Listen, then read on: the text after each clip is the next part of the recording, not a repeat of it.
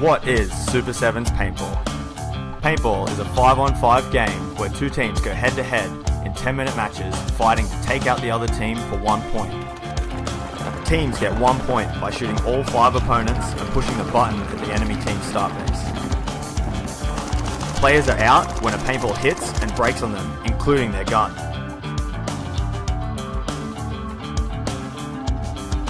Between each point, there is a 2-minute break to reload, clean up, and prepare for the next point. To win, a team must gain a 4-point lead or be ahead on points when the 10-minute time limit expires. For more information, check out www.super7. Hey, welcome everyone. How's it going? Day 2 of the Super 7's series, the Planet Eclipse Open. Joined our first guest, Marcelo, Margot. How's it going, everybody? Superstar from San Diego Dynasty.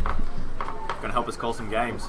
Very nice. I look forward to it. We had some good paintball yesterday, some good weather, and it's Sunday, so all the teams should be playing top-notch ball today. Yeah, so first up we're going to see Expendables out of New Zealand going up against Raw Gravity from Queensland. Games are going to get underway in about 4 minutes. Yeah, it's really bittersweet with the Expendables over here because I play with them in the Millennium, and they're all my boys now, but over here they're one of the toughest competitors, so I love to see them do well in every game except against us. That's how the game goes. That's cool. I mean, everybody really gets on well with each other off the field, so it is funny, like everyone's the best of mates and happy to see each other. Then at the start gates, it's like it's a different world in there. Yeah, total enemies. When I'm getting ready for a game or we're on the field, even if it's Blake or one of my teammates, one of my good friends on the other end, they want a high five and stuff. I'm like, no, don't touch me right now. We can talk after the game. Right now, I'm trying to kill you. Paintball kill, not literally. So we'll actually look at one of your teammates just there, Blake Yarber from San Diego Dynasty. So he's in the pits there playing with the Expendables, and we can't see the pit right now, but player coach in there. Looks like Ivan is suited up, ready to play, which is good. He had another minor injury yesterday. He kind of popped his shoulder out, actually giving Blake a high five. And Ivan's definitely one of their best players, so I obviously am worried about him. We need him over in Europe, and hopefully you're playing the Millennium World Cup with them in a few weeks, right? Yep. Well, I think about 1 month from today. Well, Ivan, injured himself at the last event as well, so I was actually a bit surprised to see him out today. It was I'm glad he's healed up. Yeah, I told him we need to wrap that boy in bubble wrap. You can't take him anywhere. So how was it playing over in the Millennium Series with the Expendables? It's a lot of fun, honestly. We're having a good time with those guys. Dave is an awesome guy. He really runs a nice organization, and I just it's like a family with the Expendables. You got some brothers, father-son combo, and they're just eager to learn. So we're having a good time. They're definitely improving, and that's the goal. And I think together we're starting to gel and starting to understand how each of us play. And the goal is to go pro next year, and we're well on our way to earn that. Yeah, CPL I was just going to say, you seem to be. I mean, you guys have won all 3 from 3 events this year, which absolutely for the boys from New Zealand, no one I think has had, and no one in Australia or New Zealand has Southern Hemisphere. Southern Hemisphere, yeah. Let's be definitely not. The southern half of the planet has had even anything remote to success like that. Right. So obviously what you guys are doing is really working well. Yeah, and it's a lot of the Expendable players on their own too. I mean, I can't tell you how many games either Ivan or Maddie have just pulled out on their own. I mean, even Tom, he's super young. I think he's 16 years old and maybe a year into the game. But watching their progression and throughout the events have certain big points for the team is huge, and that's what we want to keep seeing from them is.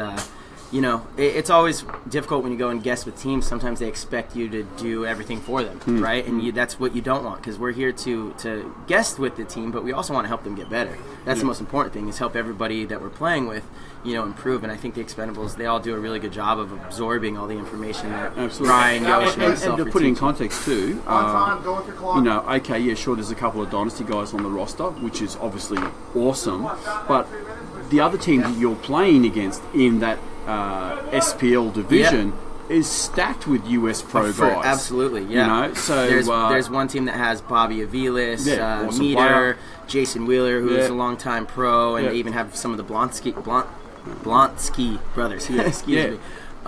So it's not a case of, because I know I've heard a little bit of criticism where they're going, it's a team dynasty, and it's like, well, that's really unfair. Yeah, I mean, one of the first events, where credit's due, mate. You know, if it wasn't for one of the expendable guys, is Matty. He literally pulled off a 4-on-1 in the semifinals. He didn't win the 1-on-1, but he traded out, so it was a no point. Yeah. But it was a huge point. We won the game by 1 point, and so that was like a very defining point in the match that helped turn the tide. You know, so it's like, anyone who thinks that it's just the dynasty guys, no, the expendable players have definitely been stepping up, and no doubt that they'll continue to do so. I just hope this weekend they don't have a fantastic weekend. You know? I hope that second place is good, you know, or maybe even third, because they're in contention for the series. So you know, if they get fourth or fifth, whatever. Just kick Blake under the bus right now. There Blake goes. You see him on your screen. It looks like he's not coming out for the first point. But we got Maddie, Tom, Blake Christensen is who I met, not Yarber, and Ivan, and who's their fifth. It looks like it's going to be Dave. Yep. The man himself, legend. Yeah, well, Dave was telling me, I was talking to him about the Millennium Series. He was saying that when you guys play points, you know, it's in the prelims. It's only, you know, he'll have like two of the dynasty guys or one of the dynasty guys on the team sometimes. Absolutely. So it's really, well, obviously, you know, you guys aren't going to play for them forever, and when they come and play events like this, they're not going to have a stacked team like that. Right. So they want to bring the level of their players up as much as possible. And you know, Dave, I give that guy a ton of credit. Talk about a sponge of information, and like you know, there's certain players you'll feed them as much information as you can, and they just don't apply it at all. You tell Dave something one time. That's all it takes, one time, and you watch him trying to apply it the next point. Absolutely. So, no, I'm proud of these guys, and like I said, it's bittersweet, so we're helping them. I'm helping them get so much better over in Europe, you know, and then we come over here, and I'm like, no, don't use those tricks. But do you ever worry about that when you're doing your clinics and stuff? You do all the world, you know, think, I'm instilling all this stuff into these younger guys. And we'll get back to that after this point, but there was this 10-year-old kid at this clinic that I taught last weekend, and I want to give him a shout-out because I'm just so impressed by this kid. He will be professional one day. Love him. But we're about to get this game started. Expendables on the left, and it's raw gravity on the right. Yeah, big raw gravity, a bit of a throw together team, so it'll be interesting to see how they take it on Sunday. Great view from Skull and Aerial Services. So looks like Expendables make a short breakout over here on the Snake side, just going to the mini W, which is a smart play. And they've lost Raw's lost Jared Baker already off the break, and a few extra shots there in the back on the way out. So it's 4-on-4. And right there through the center, you see big move by Dave. He goes around, clears the center guy, and lives in their side of the field. And he gets a shot on the god, comes through, bunkers the Dorito player. Oh my goodness. That was an amazing move by Dave. A nice little three-pack right there. Three-pack. Nice little three-pack. Like you said, mate, he absorbs everything, doesn't he? Gosh darn it. Well, that's what we haven't seen anyone play around the wall that way. They're always usually coming around the Snake side. So I went around that way yesterday. You know, for the first time in my 8 years of coming over here, I might have made a highlight reel. We'll see. I'm putting it on you guys. I hope you guys got the footage. I finally bunkered someone over here for you. You've bunkered more than one person before. Here we go. Here we go. What a play! Pow in. And you guys shoots can't. the Snake Tower. You can't see it there on the screen, but the Snake Tower right there, and then comes through nice and smooth, gets a kill on that Dorito player. That was really nice. Excellent. So, well, yeah, that young player you were talking about. That you coached, what was his name? His name was Connor.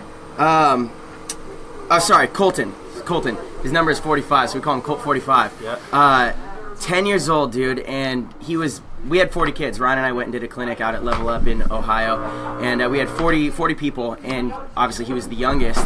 He was just balling out. All the fundamental drills, the technical stuff, he was the top 3, maybe even the best in a lot of them as far as accuracy and form and all that. Super impressive. And then when we started doing attack the 50 drills, he was always the first one into the 50 Dorito. He was bunkering people. Had been playing for about a year. And then at lunchtime, his dad was there obviously. At lunchtime, his dad comes over and he's like, hey, you guys want to come over? We got some deer jerky, some deer sausage and stuff.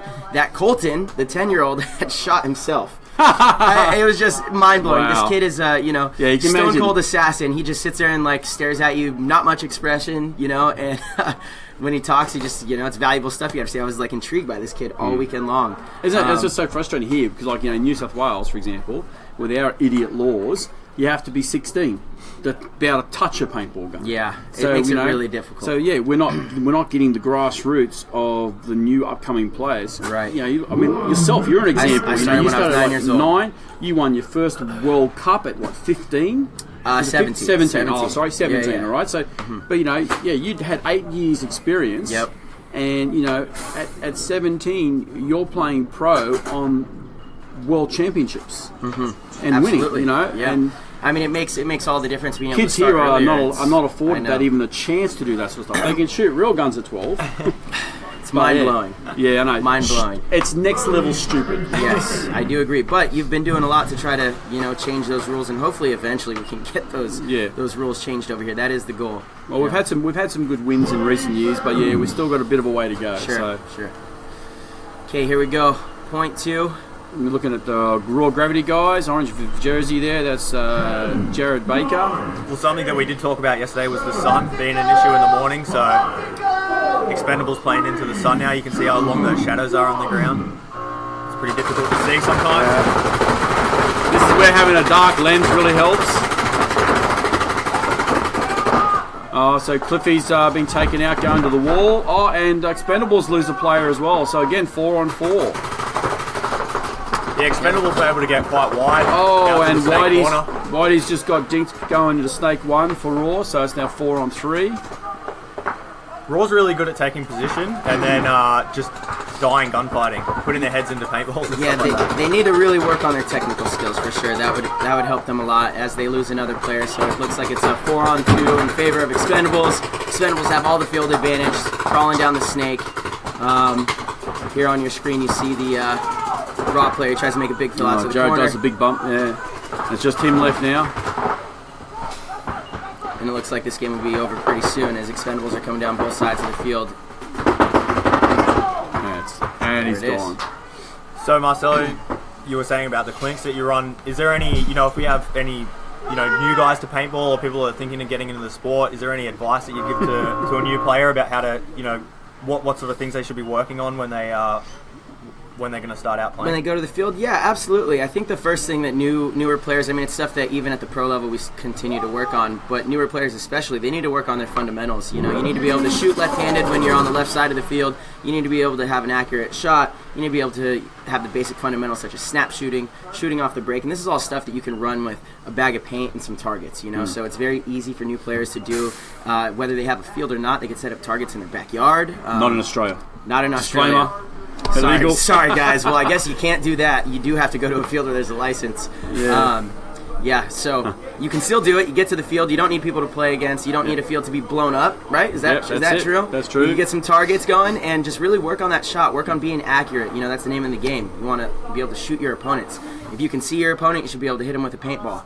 And a lot of people can't. They can see a target and not even get close to it. So focus on that stuff first, and then you can build off that. That's what it comes down to. It's just like every other sport in the world. It's all about practice, isn't it? Exactly. Yeah. The more you practice, the better you get. The more you play, the more situations that you will see and experience, and you will start to understand how to dissect them.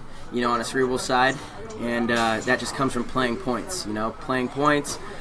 Doing drills and just doing all the little stuff, and also have fun with it. That's the point of the game. Every single weekend that I play, I'm having fun. It's a fun thing to do. It's fun to get out on the field and create stuff out there, and it's fun to shoot a paintball gun. So, just do all that stuff. It's even more fun to shoot a paintball gun than shooting 15 balls a second. Absolutely, shooting 15 balls a second is a blast. I gotta say, I love shooting 15 balls a second. Bringing back the fun. Expendables on the screen. It's like little Tom and Maddie Kling over here. Yeah. Tom makes a nice far run out to the snake. Did he make it? He sure did. Speaking of Matt Clint, he's been playing awesome in the snake this weekend. Yeah, he's a really solid player, that kid. Yeah. He was always good, and I just in the last 12 months he just picked up again and again and again. Well, he's another one. That's a total sponge. Takes in everything that people have to tell him, and he truly just wants to get better. So now the Expendables had shot the snake corner, so Tom owns the wire. I would like for him to continue to go down the field. He's in the snake too. You can't see him there. You see Dave Hopkins on the field though, keeping that zone so nobody fills into the snake. Yeah, we haven't seen a kill for Dorito corner from the Raw. So it's now. And who did the rundown on the Dorito side for Expendables? That's Ivan. Ivan, yeah. So. Yeah, but as you see, Tom is all the way on their side. Don't realise that the tower was still alive. Oh, now he does. That was interesting. Come on, Tom, go get him. Off the break for Expendables. They had two guys in back center. Oh, nicely played by Jared, but it's too little too late. Yeah, Expendables playing 2 out of back center. We haven't seen that yet today. So obviously trying to win the air, put a bit of paint down and shoot the guys out early. Yeah, this field is... it seems like it would be easy to get kills on the break where people are running, but it just hasn't really been going that way. Yeah, it seems like, talking to a lot of the guys out there, especially with the Doritos, once they're in there, it's very hard to stop them from moving down the field. Yes, for sure. It's a lot of bunkers that block out each move. So it's sort of, I think for this kind of field, it shows how important it is to shoot people off the break Yes. and stop them getting out there. Yes. Because once they're there, it seems like the only way really to stop the Doritos is either have someone high looking at it, like that small W where you've been playing, or have someone in the can, or the big W. Seems to be pretty good. Yeah, I picked up quite a few crossfield kills out of that little thing yesterday. It definitely can see a lot of those gaps, but at the same time, then it takes away some of the attack on the snake side. So you got to pick and choose, kind of based on the breakout and how the game presents itself. Whether you're going to look cross or play heads up in there. Yeah, well, one of the guys yesterday was mentioning to me that you're carrying a little bit of an injury. Oh man, my body's been a little hurt. Yeah, I rolled my ankle really bad right before Atlantic City. I tore some ligaments in there, and then I had to play the tournament and had to play London on it. So I just taped it up, played on it both weekends, and then when I got home, it was just in a lot of pain. But I'm pretty much good now. I'm just kind of taking it easy. No need to really push it unless we absolutely have to. Trying to get it back to 100%. But I feel fine when I'm out there. It's mostly afterwards. You see me. I'm sure anyone who follows my Instagram sees all the ice baths and ice buckets that I've been having to do, but just, that's with any sport. So, I don't think it's that big of a deal. It's just a little aches and pains. Yeah, that's it. The aerial view there again from Skyline Aerial Services. I've been doing the same thing. It's good to see Dave All for Expendables getting a few spins this weekend. He's been normally comes out and gets sat a lot, but he's on the field. He does rotate a lot with Dave normally, Hopkins as well.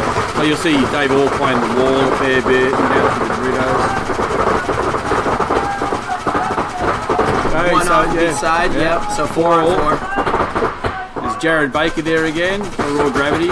Playing a long way back from the Baby W there. Yeah, and this is game point, so Raw Gravity needs to try to get a point on the board if they want to keep playing. Seems like we got a Cliffy in the back center there for Raw Gravity. Yeah, interesting. Raw not playing the wall like they normally do. Normally every single point they have someone up the wall. I think the 2 of the 3 points they've lost Cliffy going to the wall off the break, so yes, maybe they decide to try and change it up. Yeah, split it up a bit more. That's a good bump there by Jared. And another bump straight into Snake. So, yeah, unfortunately, he has to play that Snake a bit safe because the furthest person watching his back is from back center.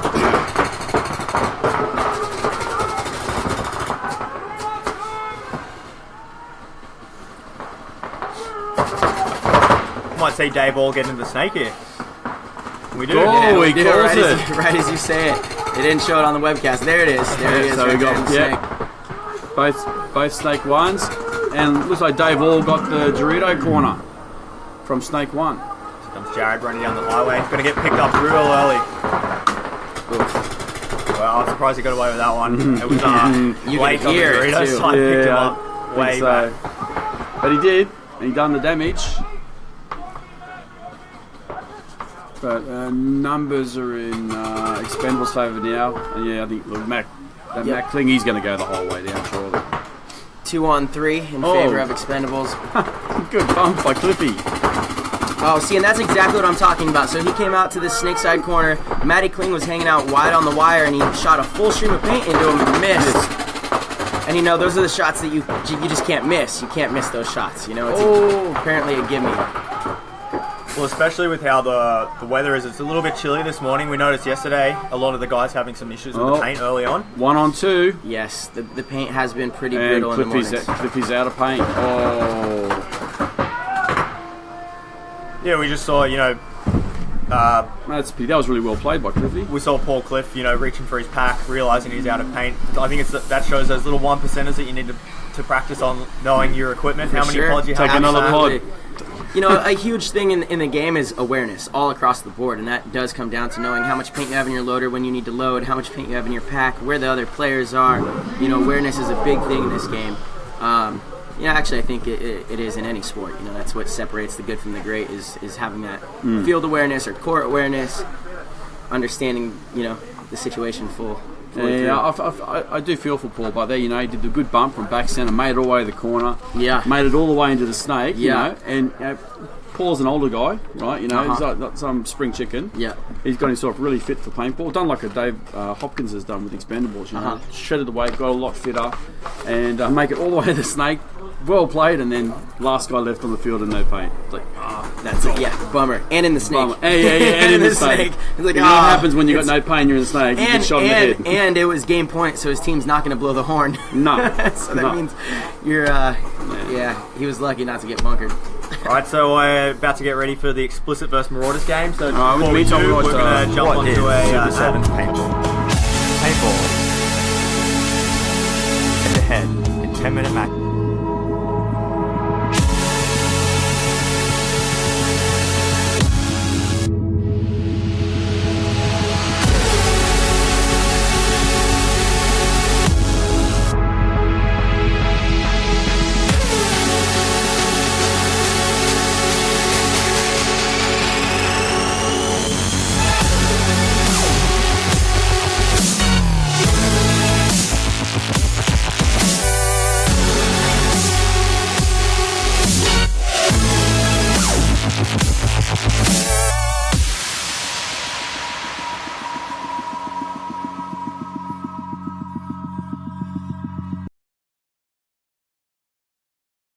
Back. Ready to watch Marauders versus Explicit. Real quick, Brett Dalton, what's up? Thank you for saying hello, and we're having tons of fun this weekend. Appreciate that. Yeah, if you guys are tuning in. Tim Summers there. Hi, Tim. All the way from WA. If you guys are tuning in, just drop us a line. Let us know you're out there watching. Make sure you share it around.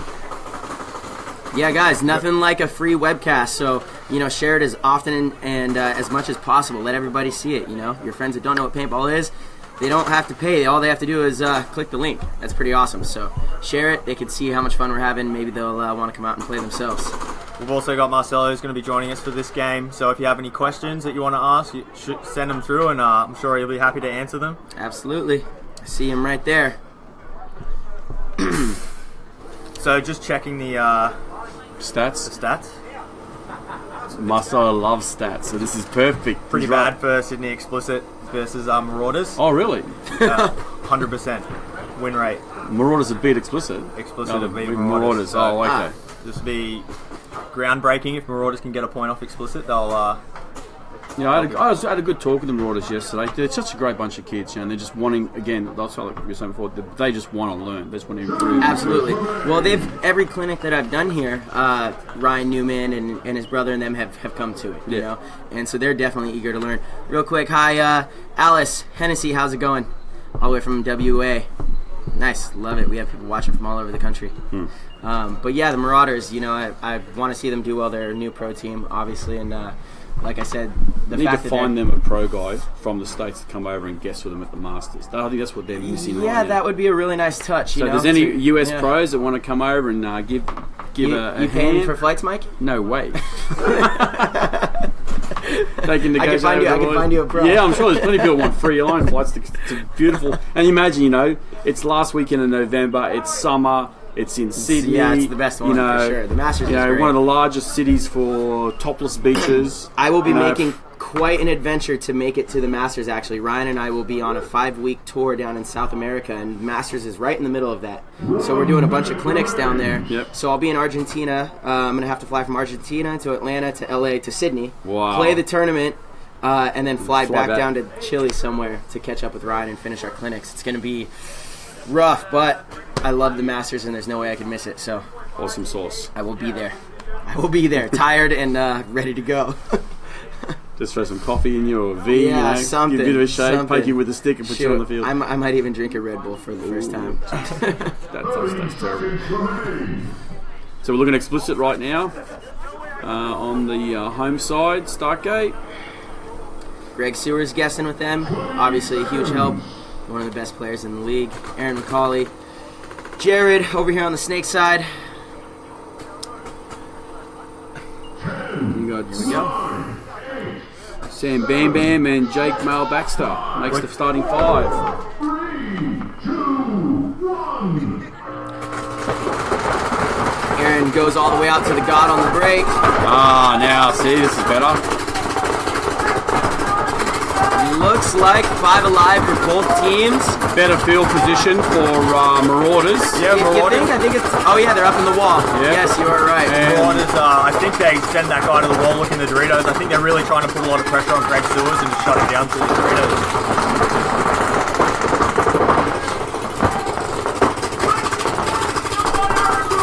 Marauders drop one out of the snake side temple. Lose that Jason Bias they've lost. So 5-on-4 in favor of Explicit. But the Marauders are still up in that wall, and if nobody has identified him, there's 2 players down. Another one from the mini wall. Yeah, and they just lost the 50 wall as well. Tim Coley and Brian Newman walking at the same time. So 5-on-3. Although Explicit does lose 1 body, it's not going to be enough. I don't think so at this stage. Seems really hard to play from that mini W. A lot of guys getting trapped in there. I think a lot of people get a bit lazy trying to play over the top. In getting caught out. The one on the snake side? Yeah. Dude, that thing is a fortress, but what's happening is paint is bouncing off of the snake side tower bunker into you. Okay. Yeah, and it makes it really tough to live in because you can't predict that the ball's going to come in there. And our guy actually had gotten shot quite a bit from there. But so what do we got? Looks like all the field position. So and 4-on-1 now. If I was Marauders, I'd be toweling the point. There's no point. Absolutely. I think you don't need to have the last guy. 4-on-1. Yeah. Maybe they don't like him very much. Are you sure they're still And on? Aaron's coming in for Referee the getting kill. shot. Yeah, it's Matt Newman, the last player left alive. Yeah, I don't know why they didn't tell that. But what I was going to say before that point started is what's going to be huge for Marauders is if they could get G's off the break. That's their way in this game is survive the breakout and shoot 1 or 2 on the break, and it makes the game just so much easier. But if they don't get G's on the break and Explicit is running out to the Snakeside Tower and they're getting in there freely, they're going to have a really tough time. I think their first breakout was good. The only thing I would have think they should have done differently was Jason Bias needed to get into the snake sooner, because they got the wall, they got the mini wall, all the pressure, the field position was in their favour, and Sure. If Jason could have gone in because they weren't out wide, Jason could have gone in and gone down a bit. That would have made a lot of guns come across. Yep. And you saw when they're in Dorito 1 and Dorito 2, they all had their backs out. Yeah. Well, it just applies that pressure to I said to the boys yesterday, this thing you got to work on. You guys have got the speed, you got the gun skills. No point dying at the bunker. You went off the break. Let's take some ground, keep the pressure on, use your speed, and hopefully, worst comes out worse, you get shot and you lose. Yeah. Better than dying in a gunfight in the back. Yeah. Well, that's what I think. How Jason died was he was in that tower trying to get heads up against Aaron and Jared Cozier. They were pretty evenly matched, just gunfighting and got shot out. I definitely think Marauders had the better position, whereas Explicit were just trying to sit back, and that's I think they played to their game plan exactly how they wanted to. Got a couple of G's and they were just able to move up and just squeeze them. We got some people from Bundy. Yeah, Jason Piper, Benjamin Simpson. Ben was playing yesterday in the Snake. Good seeing him back out. Yep, go Explicit. Mm-hmm. Hayden Campbell from New Zealand. Yeah, I'm missing you, Hayden, mate. Hopefully see you at the Masters with your Immortal Night boys. His team's playing in the semi-pro this weekend. Cool. Well, actually, while we just mentioned the semi-pro, let's give everyone a quick update of how the semi-pro ended up after yesterday. So in first place we got FNQ Fury, the guys, they're powering. The guys from up near Townsville. Yeah, Nathan Archer's boys. Syndicates in second place. Local team. And then we have a three-way tie for third. So Immortal Knights, who we just talked about from New Zealand, Vicious Circle, and Outbreak, who I haven't seen in the semi-pro division before. So no, but I think on EDs, I think Outbreak is in third place by quite a bit. So. And then bringing up the rear is Raw Deception, so that team from Queensland. So yeah, if anyone is wanting to check out the semi-pro, remember we will be televising their finals. So maybe about 11 o'clock today, I think it will be about when that starts. So right now, Adelaide Naylor, go the Marauders. Troy Frederick in Europe. Let's go, boys. Yeah, for explicit. Okay, now keep the pressure. This one there. The Marauders need to keep the pressure on. Yeah, shooting Aaron McCauley out. So actually winning, Jason Byers winning his gunfight this time. G1 in favour of Marauders. Sam Bam Bam Dwyer has filled that spot again to keep pressure. They want to keep Jason Byers out of the snake. So here's where Marauders need to play smart and just not die out of their bunkers. Yeah. Wait for Explicit to make moves and then shoot them. Ryan Newman moving up to the wall from Marauders. See, going to Snake 2. They don't realise Snake 2's hot. Looks like Marauders missed Explicit getting in the snake there. So Jared might be able to make a few kills here if they don't zone up on that quickly.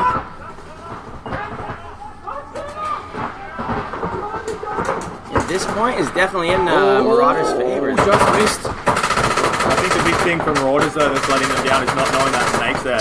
This could be really costly soon. Right. And they didn't see. No one see. Oh, no one saw. Damn. Oh, yep. That was the snake corner. Just shot out Sam Bam Bam Dwyer, so it's now 5 on 3. But the wall doesn't know Snake 2. He doesn't know Snake 2. And finally happened. Yeah. And he knows, he's shaking his head as he's walking off.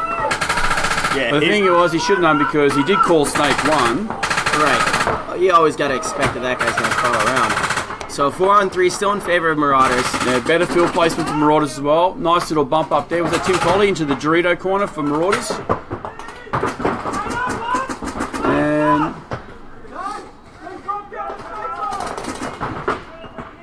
looks like Greg Sewers makes a fill out to the snake side corner to support Jared. So there's only one player for Explicit over on that Dorito side. But Jared is in the snake looking that way as well. Marauders have 4 players. They're up in that Dorito 40-yard line bunker, the Dorito corner, snake corner, and this snake 1 bunker. So, I would like to see the Marauders player try to get into that 50 and work that Dorito player on the other side of the field out. perfect. That's exactly what Jason needed to do. Bump up one more. And he's got to watch out because that Dorito on the explicit side. Oh. Now another bump back by Sewers to the little wall. So Marauders trying to make something happen on the Dorito side here. Looks like Alistair Fulton on the 50-yard Dorito. Looking like he's getting busy, wants to make a move. Hopefully we'll see something from here, really break this game open. Yeah, so Jared is in the snake trying to protect his Dorito player, but if the Marauders player, and there he goes. See, and that's the move. Make that trade, and he stays alive. Perfect. Kills Perfect. Greg Sewers. Perfect. And gets shot by his Jason Byas, by his captain, and shoots across field and picks up his own teammate after that great move. Yeah, it is now a 3-on-1. And that is it. So Marauders get the point. Alistair Fulton, really great move there. That was really smart. Now, that's what happens when you play aggressive. Look at that difference that made. They kept taking ground. Awesome. Well done, Marauders. Something that Marauders did well, I think, was that we saw them lose points yesterday, was just throwing those bodies down. So they took a few seconds, sat down. You could see the guys talking to each other, working out where the other team was. They came up with a game plan from there and then executed. But you can see what I mean, because Jason, as soon as Jason went into the snake, with the exception of the snake 1 or snake 2 player, everybody else was trying to shoot Jason. And that allowed their Dorito guys to go up. But it looks like Marauders might have got a 1-for-1. There was a yellow flag thrown, but they had 3 players left, so they'll still get the win. All right, so we got 4.5 minutes to go. Game tied at 1-1. I mean, if you're the Marauders, this is exactly what you want. You're in position to win. So You know, and right there. and to do that against a team that's like Explicit's just they're playing absolutely. really good. Well, Explicit are actually tied with Raw at the moment on points. They're in fourth. But have they had? Place. They've already had their bye, and I don't know if Raw has had their bye. Raw's got their bye up last. Yeah. So.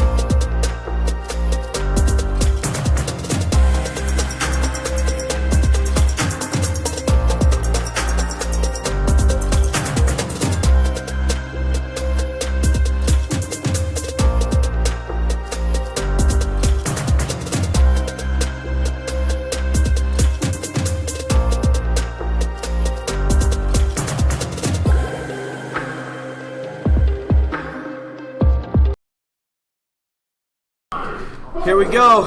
Big point. Explicit on the screen. 1-1, 4.5 minutes to go. Send Mick Jones out. There we go. That's better. See, straight in. And it was interesting. Pressure straight away. Whereas Explicit chose to sat back and have 5 guns shooting. So not able to get any kills off the break. See, this is where they come unstuck. There's no pressure on the Dorito side now. All these guns are on Jason. 1, 2, 3.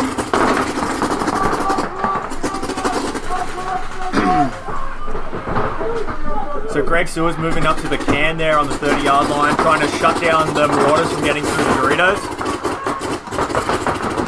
Mark Jones getting into the snake for Explicit. Big boy Plucka. I love watching Plucka play, man. He's a great player, he's isn't he? awesome. Love that guy.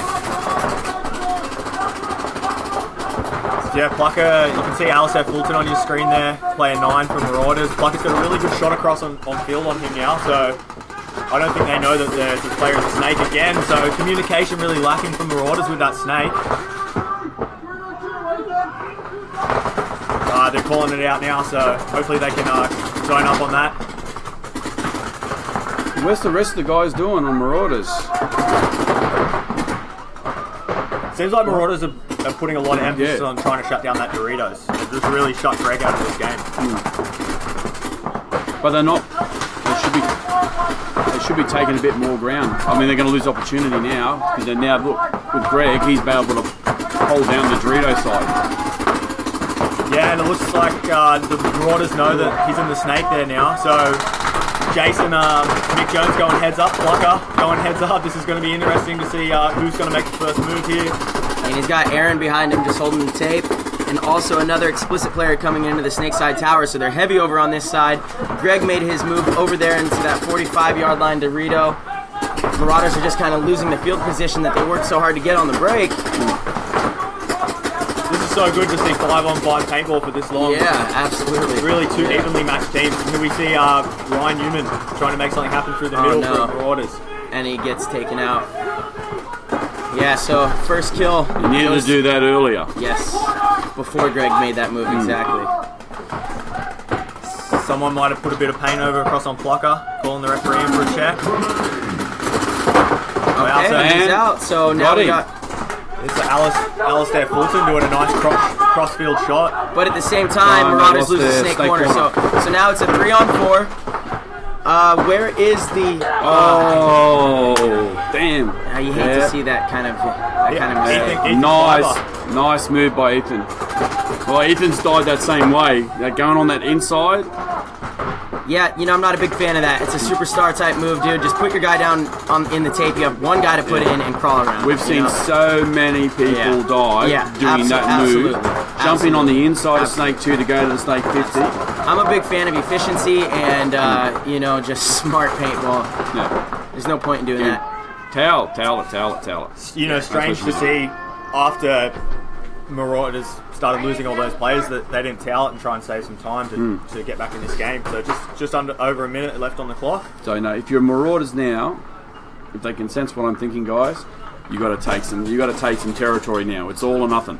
So we had Ernesto tuning in from Zurich. Cool. A few other people. MC Wormy getting back on the street. Good morning, and Dan Yadsley, Ian van der Straat. Yeah. Oh, Ian van der Straat, mate. He's an old school pro paintballer. Yeah. Okay. Yeah. From Vengeance and the old Regulators back in the early 90s. I'm still learning how to walk. Yeah. God damn, I feel old right now. Looking in the explicit pits there. Gentleman putting the cap on. Flash. He's one of their main coaches, and the black shirt and shorts is Jason Gardner. He was up here doing the webcast yesterday. Nursing an injured wrist. Yep. Having a bit too much fun. Rumour has it. Yep. Oh my goodness, guys. Rumour has it. Rumor has it. No comment on that one. Okay, so minute 7 here. Marauders down by 1. What do you guys think they're going to do? They had success going to the snake on the break. Oh man, it's just too little, too late in that last point. You'd think they would have learned from the first point, with the second last point, where when they take the ground and put the pressure back on explicit, they were able to win the point. Mm-hmm. Yeah, it feels to me like Marauders really have that target on Greg Stewart's head, yeah. and they're just really putting 2 or 3 guns every game, just trying to shut him out. So it's basically leaving the other 4 guys. At the point free they rein. won, they sent 2 guys down the Dorito side, and then and pumping to the wall. I mean, now it's a minute out. There's nothing to lose. They've got to take the ground. Yeah, and Greg's a great player, but you can't put all your focus on him with a team, such as Explicit that has other good players too. Yeah. Definitely, focus 2 guys on Greg. Everyone, don't let him. Everyone on Explicit's a great Yeah. player, right? I mean, You don't want to let Greg get loose down there because he'll eat you up 100%. But if you put your whole game plan focused around him, you're going to expose yourself in different areas. So, on this play. Again, a lot of people have different ways that they like to attack these quick points. A lot of people they either like to run really far. I personally like to have a lot of guns up off the break and kind of do like 30 seconds of heavy shooting and then 30 seconds of attack. You know what I mean? Yeah, no point just running straight in. Right, because they know you're going to do that. They're going to set their guns up to stop that. So try to get a G or 2 off the break, and then you can make your moves, a little more controlled. Yeah, we've got Alison Reed, great job, Explicit. Yeah, Explicit's playing strong. Hudson Mutzi, he was out here yesterday. Huzzy Muzzy, yeah. Sam Comport, let's go Expendables. Nick Stephen, morning from One Life Boys in sunny Queensland. One Life, these guys played the Amps Division last weekend. Dominated really hardcore through the prelims, and unfortunately lost that one, the dreaded match we were talking about like yesterday, the first versus fourth to see who goes into the final, and they lost that one match and they came away with a third. So they played really well, and I think off memory they won all their games but one, and they came third, which kind of something strong next time. Something we see here is Matty Strachan with the red beanie. He's Marauders have played the same lineup for all these points, and obviously wants a bit of speed out there or something. They're putting Matt Strachan on. Normally they're snake 1. Looks like he's going to go to the corner. Yeah, the Marauders do make that run out to the snake corner and they shoot someone on the break, which is exactly what they needed. Was it Jared? But, yes.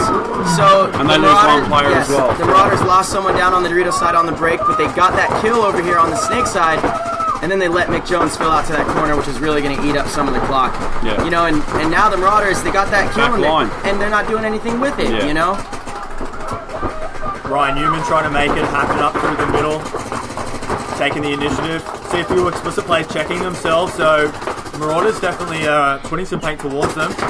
30 seconds left on the clock now. I just don't think it's going to be enough. Marauders are all trying to make individual moves. Seems like Ryan's really the only person trying to make something happen, and Marauders do lose another player out of the back. Still possible, but not going to happen. It's not going to be enough.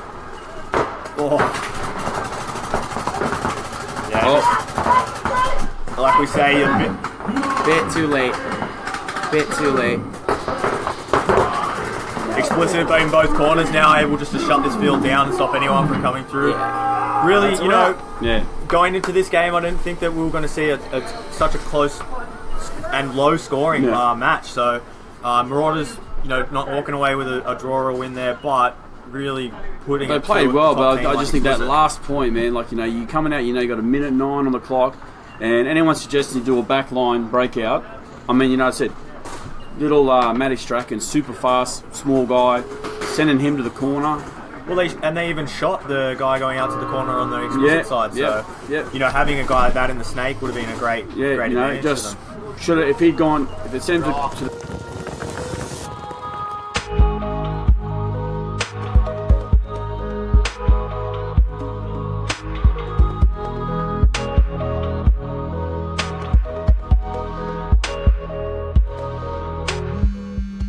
Okay. Yeah, we're going on the field right now. I'll let you know. Late.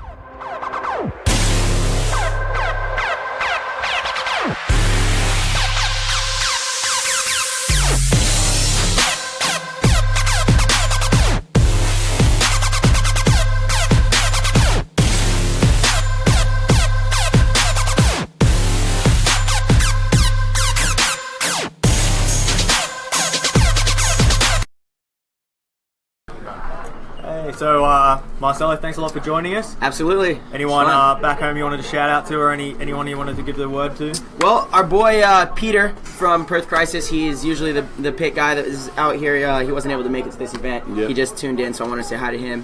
We miss Hi, you. Pete. Everybody back home, what's up? Hope you guys are having fun watching. Super Sevens, Y-Brew. Guys, you guys are doing a great job. So Thanks, let's man. Keep the weekend going. We're about to see you guys take on to Raw Gravity in a couple of Gravity, games, so yep. we'll see you out there. Thanks All a lot right. for joining us. Thank you Talk to guys. you, man. Peace out. we're welcoming our new guest, host. You're going to have to make more room for this guy. Come on, let's get over here. Here he is, everybody, ladies and gentlemen. Yeah, the man himself. The man, the myth, the legend. Mr. Expendables. Did you see that? Which one? The first point. Oh, yeah, when you went through it. I've done all my damage today. You shot the guy at the wall, then you tucked in, you shot the guy at the tower, and then you traded with the guy on the drill. A nice 3-pack, mate. Showing the young boys how it's done. Yeah, it was awesome. Awesome. Felt really good. Here we go. Here's the instant replay. Power 1, power 2, which off the screen you can't see, and then you come round and shoot the last guy, off the second last guy. That feels good when you come off doing that. That was really good. Really good. Excellent. You put the weather on for us, Mike? Oh, mate, my pleasure. And the field. The field's awesome. I take no responsibility for the Masters weather, right? Just enjoy it while it's perfect today. This field's absolutely mint. Yeah, it's a good layout. It seems very interesting to play. There's lots of different things happening all the time. So who we got now? We've got SWAT and Eastside Raw. So we're looking at the SWAT pits right now. 30 seconds. This will be interesting to Eastside Raw today. If they have a good day, they could really edge out Explicit, I think. Really? Coming in. Yeah. Yeah, that fourth spot's pretty much up for grabs at the moment. Is much difference in EDs at this stage?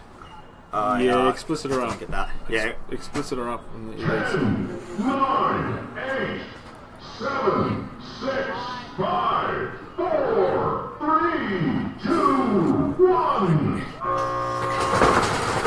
So how is it playing into the sun? Is that much of an issue? Okay. Not today, it hasn't been. Yesterday was a bit of a... So first kill for Raw. So it's 5 on 4 and 5 on 3. So it's like the whole snake side's been taken out. But you got And they've just lost the wall as well. and Pete Martin was, I say, at the wall. But yeah, so it's 5 on And here we 2. go. And the SWATs are right up the snake and kick rounds. And he's here, he's on their side. It's over. And a big move from Nick Wells. Nick Wells. Looks like Nick Wells has got a 5-pack in this game.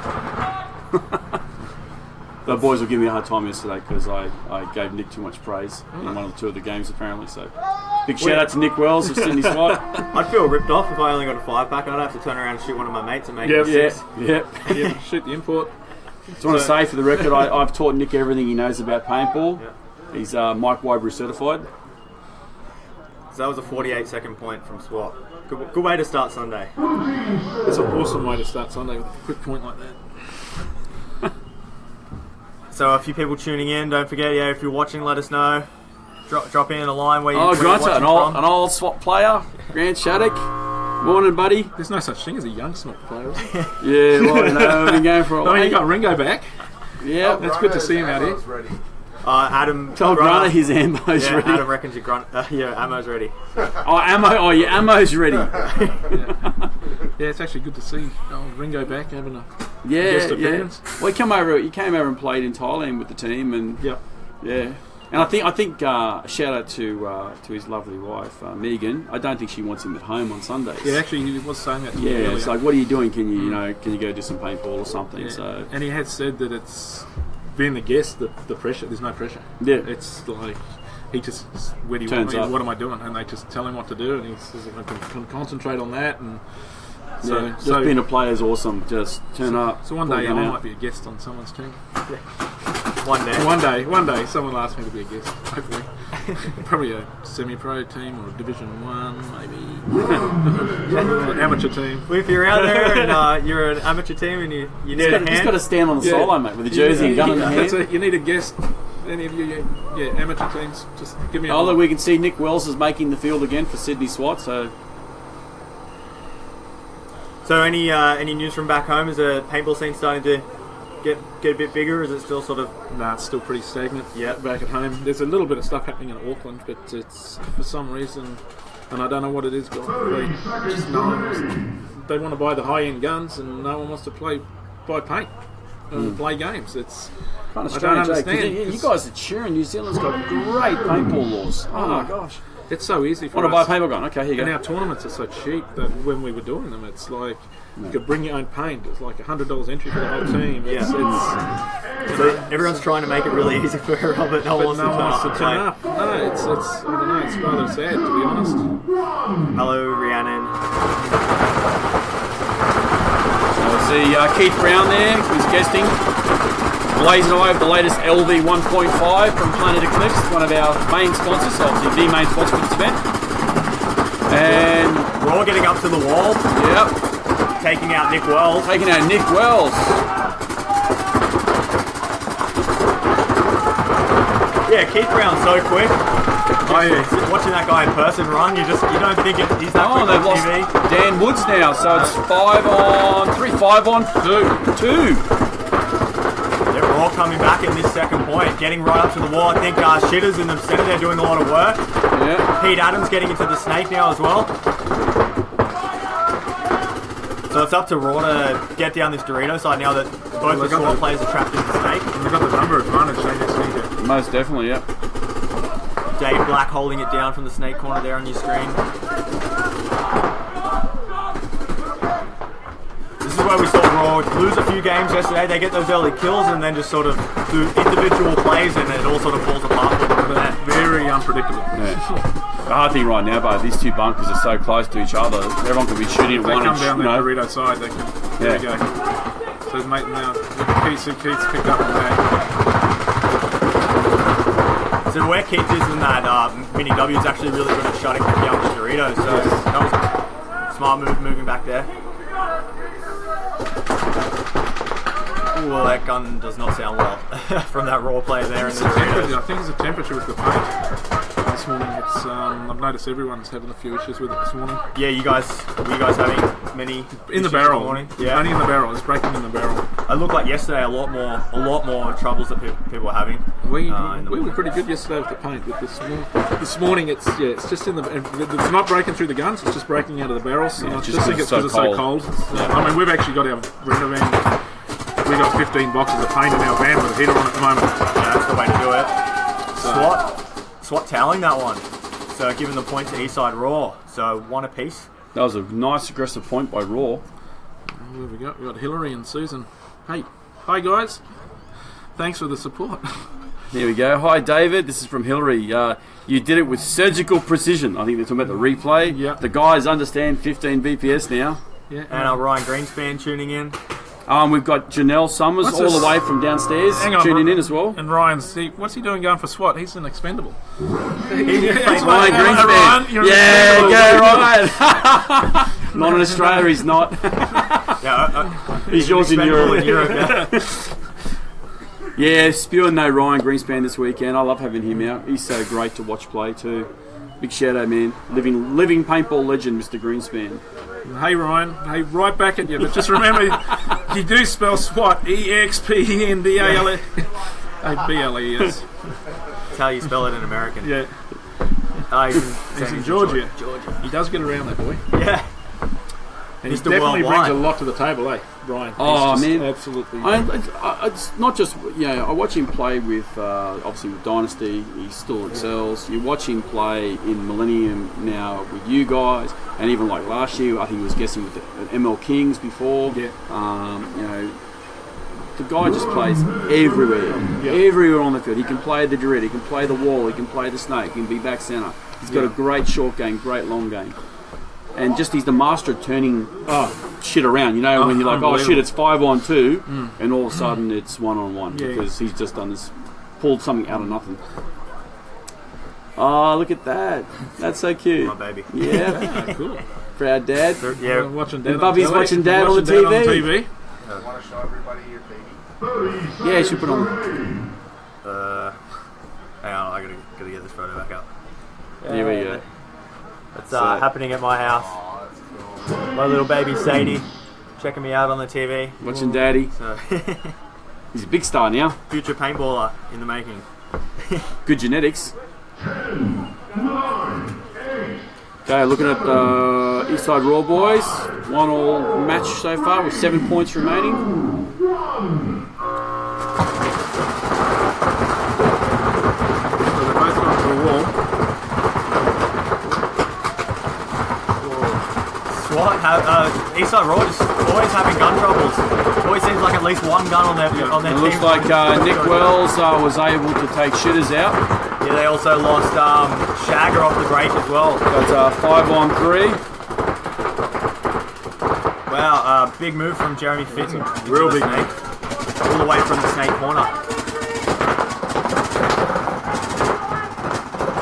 The guy in the back centre's got his barrel off. So definitely gun issues. And, And now they've moved up to Center Doritos as well, so. I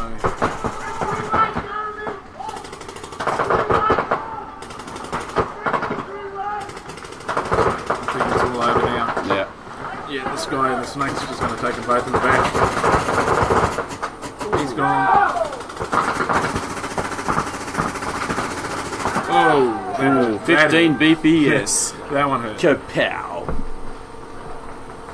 Jeremy Fitton letting people know he's there. Doing a little girly tap on the buzzer, not making it go off. Like using a bit of a thank you. Must admit the 15 does hurt. Yeah.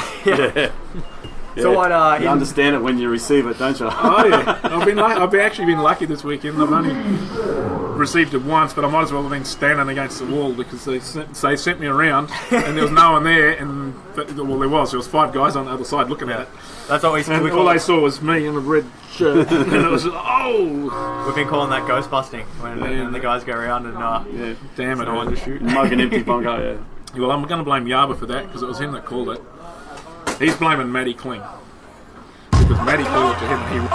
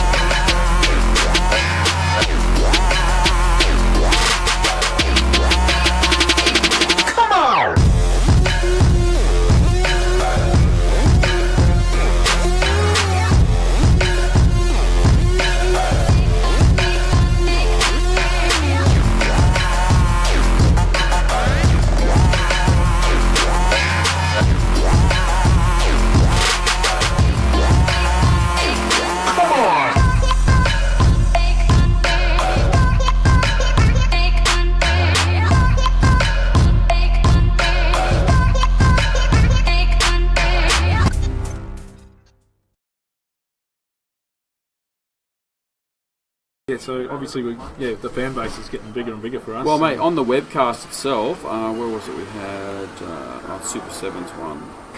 Some of the numbers we had were pretty good. Wrong one. Here we go. Mike's getting ahead. technology's ahead of me. Well, yeah, just when we were on that commercial, we were talking about how much the Expendables are loving all the love that they're getting from back home. Every time they seem to step on the field, the views just shoot right up. Yeah, you know. So it's good. 8,000. That's awesome. Yeah, so... Yeah, and it's actually a really good training tool for us as well. Like last night we had to sit there and... Here we go. Sorry, we're going to slide on the screen.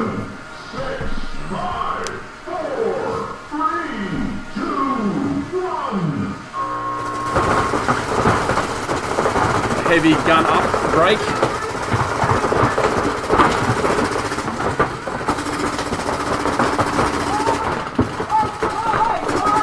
5-on-5 paintball. Yeah, so they've all survived at start. Raw definitely played better from the away side, so it might be that right hand not wanting to and shake Elmo's his gun. gone. He must have hit on him. Lucky he didn't get a penalty there. No, he wasn't shooting his gun, luckily. But yeah. Yeah, he calls him across the field. So Nick Wells lying down in the W. A bit unconventional. Just got a bit of a sniper. He's just waiting for someone to bump his snake, I'd say. He's got Pete Martin coming up. Might put a bit of paint into him, and he launches around. Oh, Ghost busting. yes, he did. So Pete Martin moved up to that can, and I think the SWAT team called the wall, and he went to go get him, and there was no one But there. Jeremy knows he's there. And he's got gone. it. Snaps one shot, bang.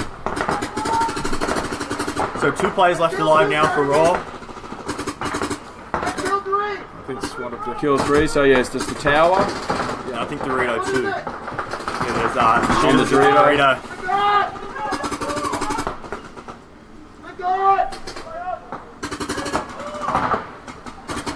Here he comes now down the Dorito side. Oh, they traded. Yep.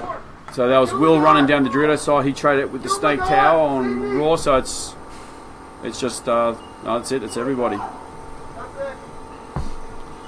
So that's a pretty good point from Raw too, you know. Like, I mean, they went down swinging. And to finish off those last couple of guys, they SWAT had to pay the price. And I mean, will SWAT have to come out hard this morning? They need that game time before the finals. It's you know, it's Sunday morning, and it just totally changes. Yeah, everything's changing. One thing we are seeing is slower points this morning. You know, lower scoring games. So I think as teams work the field out, they're working the lanes out and how to really shut those sides down. Ryan's in Georgia right now, eh? Yes. Here's a big shout out there to Dave-o. Woohoo! Thanks, Ryan. Thanks, Caroline. Yep. Team's playing really well, Dave. Hopefully none of your brothers get injured this time. We had a bit of a scare yesterday with Ivan. Yeah. With his shoulder. That's why he didn't play that last point. Yeah. But he's going to kill me. But him and Yaba doing a high five after the game, and Ivan tripped and dislocated his shoulder. Oh wow! Is that something he's done before? Does it happen often to him? No, he does. In a predominantly plays in that position where he does give his shoulders a bit of a hiding, getting out there. But he's never really had a major issue with it.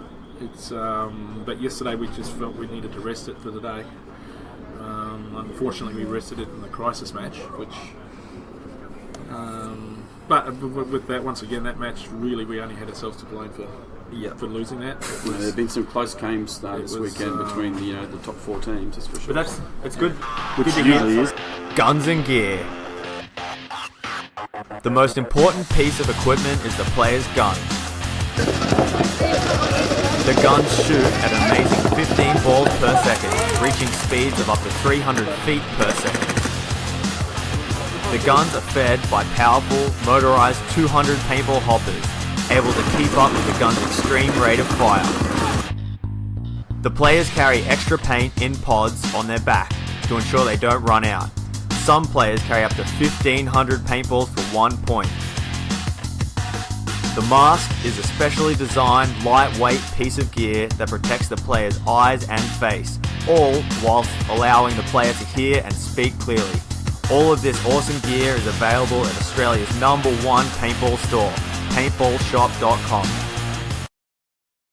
Yeah, I was just going to say before that commercial, Dave, it's good to hear that from teams, guys that can be honest with themselves and say, that was our fault, we lost that. We can go away and work on things. So obviously... obviously, I don't want to take anything away from Crisis either. they capitalised on what we did wrong. Yeah. But we also get the added benefit of watching this tonight or last night and seeing. I was like, damn. Yeah, It's actually a really see good the tool. holes in your game plan. Yes.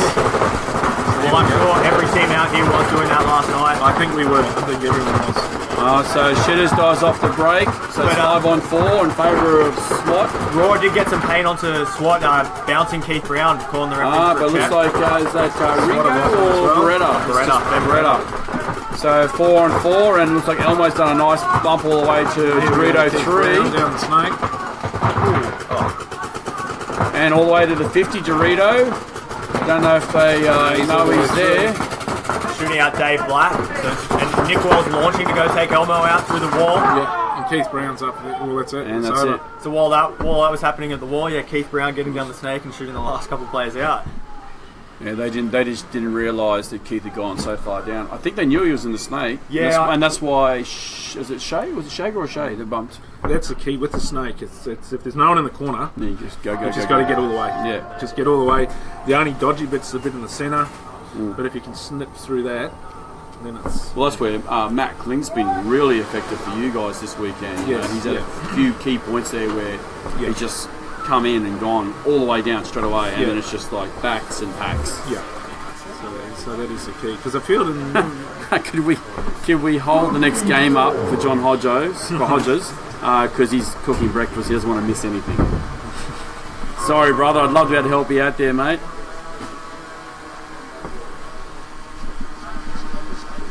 Mark Waghorn, more greats per second. What is that? Here we go. Hodges bringing back Spacco and Dom and Mark, eh? Well, Mark still plays. That's be perfect. I'd love to see Mark Jeffries back on the pro field, man. That's where he belongs. So we'll bring back, was it Firestorm? That's it. Firestorm, the pro team. I saw Jeremy Shinko was on here earlier.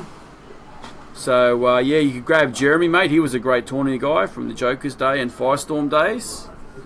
there's still plenty of good players out there we could get in. Oh, yeah. We've got a couple of teams out here. Could we even maybe see a Masters division or something like that happening one day?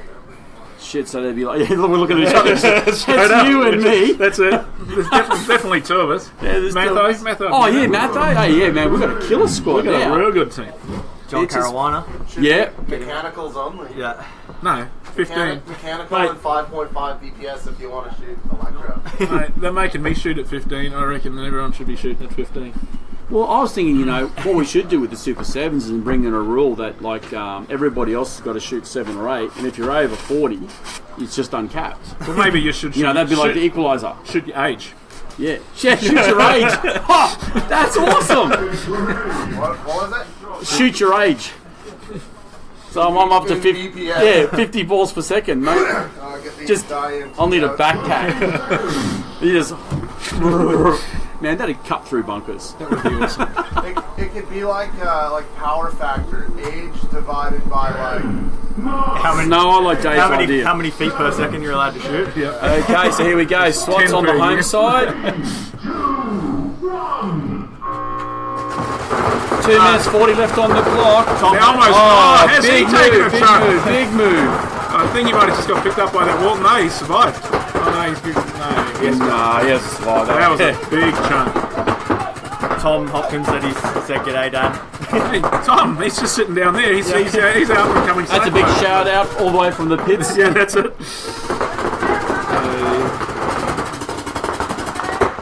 SWAT making I think it's good Yeah, how Ryan Pike, Thomas yeah. is letting you know that he's your son too, just in case there's any grey area. Yeah, that's it. Hey, remember me? Yeah, remember me. And then we got Ryan Pike from Wellington. Yeah, 48. See, that's another one. He'll join we'll us. put him on our team. Pikey, yeah. Sweet. You're in, Ryan. Yeah, Ryan. Yeah, Done. definitely.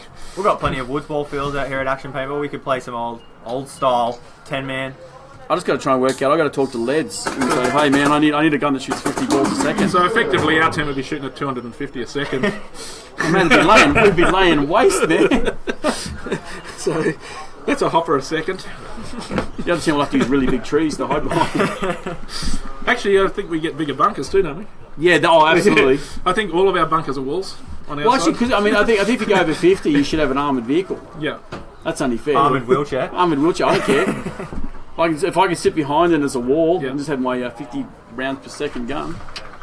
It would be nice. Yes. You can get out of your wheelchair. Absolutely. So I'll tell you, there's still 2 minutes, and so if they win, what No, is the score? that's it. That's 5-1. So Yeah, 5-1. 5 to 1? Yeah, SWAT 5-1. getting the mercy rule on the East Side On Roll. the side roll.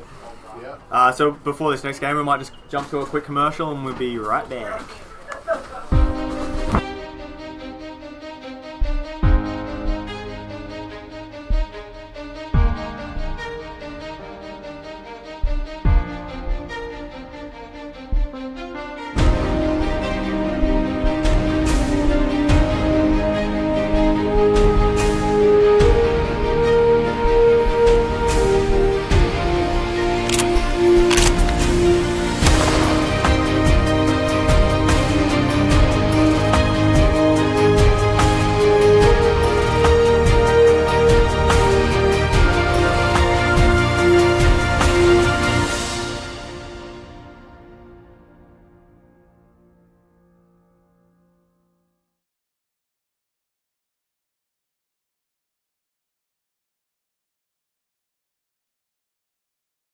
Paintball is a 5-on-5 game where 2 teams go head-to-head in 10-minute matches, fighting to take out the other team for 1 point. Teams get 1 point by shooting all 5 opponents and pushing the button at the enemy team's start base. Players are out when a paintball hits and breaks on them, including their gun.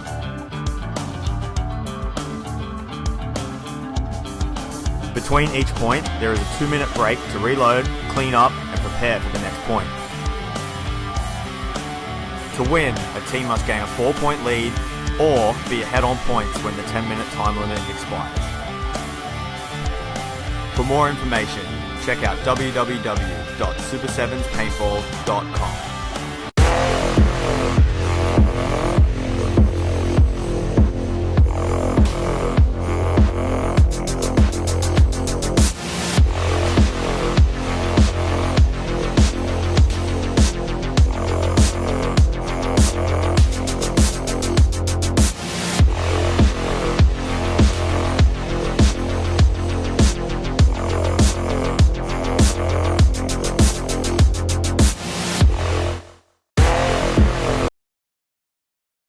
So a minute to this next game. Raw Gravity taking on Perth Crisis, the series leaders at the moment. Current Australian champions. Might change after this week, after today. Oh, Jesus. Dave. No. Poor Dave. I'm And it not hurts happy. to say that, I know. I tell you, it's... Mate, you got to give them the credit. They're right now. They're in first place. They're in first I place. suppose technically the current champions are SWAT because they won last year, but current rankings they are in first place. That's correct. So With you guys and SWAT tied in second, only 2 points behind. yes, it's a tight year. It's going to be a tight year. This weekend's really going to sort it out. It's in the Masters. Well, let's get rid. It doesn't matter really what happens this weekend. The Masters are going to be. Yeah, Masters going to be. It's going to be full on. There's going to be a lot of overseas pros guesting on just about every team, I think, at this stage. Yeah, well, we've got, like I said before, we've got Yoshio coming over. and Yosh and Blake. So just looking at Raw Gravity right now. Whitey, Jared Baker. Nice. nice one. Oh, they haven't had. Mike Downing getting shot for Perth Crisis off the break. They're both got one at the wall. We've got Matthew's Cliffy, at the wall as well. Cliffy and Matho both at the wall. I think Cliffy's waiting for Dave to do his run around. They're Dave back wants to go. Oh, Matthew's survived. Oops. I think we got an injury. Cliffy got a few. Oh, he got him back. They actually mutual. Yeah, they mutualed. But I think Cliffy got all his ones on the top of his head. Refs going in and checking That's out. it. They've called it. 15 DPS. The game's still going The on. game's still going. There's only one guy left now for Raw in the Snake. And again, it's Jared. It does hurt when it's this early in the morning. It's still a little bit frosty here in Sydney. Getting a few 15 BPS to the hand from that close, and Oh, that close. I think he got it right on the top of the head. I Yeah. think that was the thing that hurt. you know, It was Cliffy, wasn't it? He's You a, want to he's play a, paint. That's he's a champion baller. Play that up in guy. the big leagues, you're going to have to get shot like that from time Yeah, to well, they time. only seem to send the old guys to the wall as well. It's like the young guys have either got more sense or they're just wimps. Yeah. I think it's the wimps. No fear, mate. That's the spirit. Well, you know, they do say that as you get older, your pain threshold gets better. Yep. And So- your blubber threshold probably absorbs a bit more as But well. no, I remember watching a show on TV where they were actually doing putting the sensors on the brain and electrocuting people, volunteers, and seeing how much pain they could take. And they found that people that are really old, a lot older, their pain threshold is much, much higher. And it was good because they were interviewing the guy doing it. He goes, "Yeah, I've got the greatest job. I electrocute old people for a living." God damn. I'm going to have to But run, the guys. point, no worries, man. Yeah, because we're up next. So thank Yeah. you. All right. Thanks for having me up here. Thank you to all the Kiwi people and Declan, young Declan from Fielding. Big shout out to you and all our other fans. Thank you very much for the support, and hopefully, well, it's not hopefully, we'll bring it home for you. All right, we'll see you guys. Thanks, Thanks, good luck, mate. Thank you, Good luck. guys. Taking on Marauders in Thanks a for the couple of coffee. games. My pleasure. Yeah. So they say when your granddad says, "Oh, my foot's hurting me," Yeah. it's really painful. All right, so Perth Christ is taking that first point out. Are we streaming on YouTube also? We are we? Yeah, we're on YouTube as well. It should be 1080p on YouTube as well, higher definition. Only 720 on Facebook. So Yeah, I was having a lot of dramas yesterday trying to get the Facebook feed to go up on my TV, but YouTube, very easy. So if you're trying to send it across to your Chromecast or your Apple TV, that's the easiest way to do it, is through YouTube. bit of technical advice there from Dr. Scott. But unfortunately, if you are watching YouTube, we're not getting those comments in live, so if you want to have a chat to us or ask any questions, send it through on Facebook. So if you are tuning in, let us know. We'd like to know where you're watching from and who you're going for. Always love to hear a scoreline. Perth Christ is taking out that first point, but anyone out there reckon that Raw Gravity can bring it back? Want to hear who you're going for. So one of the teams using their timeout, it seems. There's 2 minutes on the break still. Hodjo's got here. Remember when Firestorm knocked Matho out? Mate, I got to say this about Dave Matheson, especially back in the day. I mean, he was famous back in the day of 7-man, where it was just actual 7 players in the field, where he would win 3-on-1s and 4-on-1s. He was the king of the turnarounds, eh? But yes, I do remember when you knocked him out. Yeah, Hodjo helped me a lot in my paintball career. Yep. On one of the very first teams I played on, Mongrel Mob. Yep. I learned a lot from that fella. Yep, great baller. Another old school cool. Alright, so this is our surroundings here at Action Paintball Games in Sydney, Australia. You can see the beautiful blue mountains looming in the distance there. You can probably see my house. Another glorious day Down there at somewhere. Action Paintball and Super 7s. Now you're welcome to come out if you're in the hills area of Sydney or anywhere in Sydney. You want to come and check out the games. We're probably going to be finishing finals and everything by just after 12, so you do want to come out and have a look.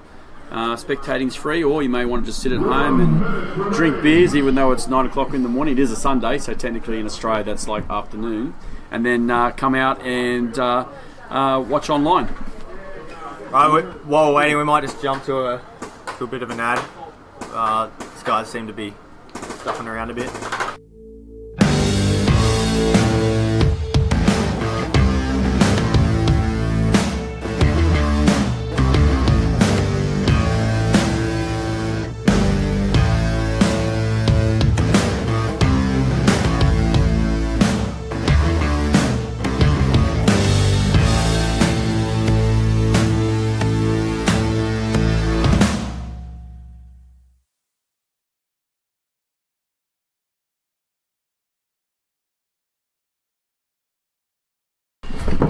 And we're back.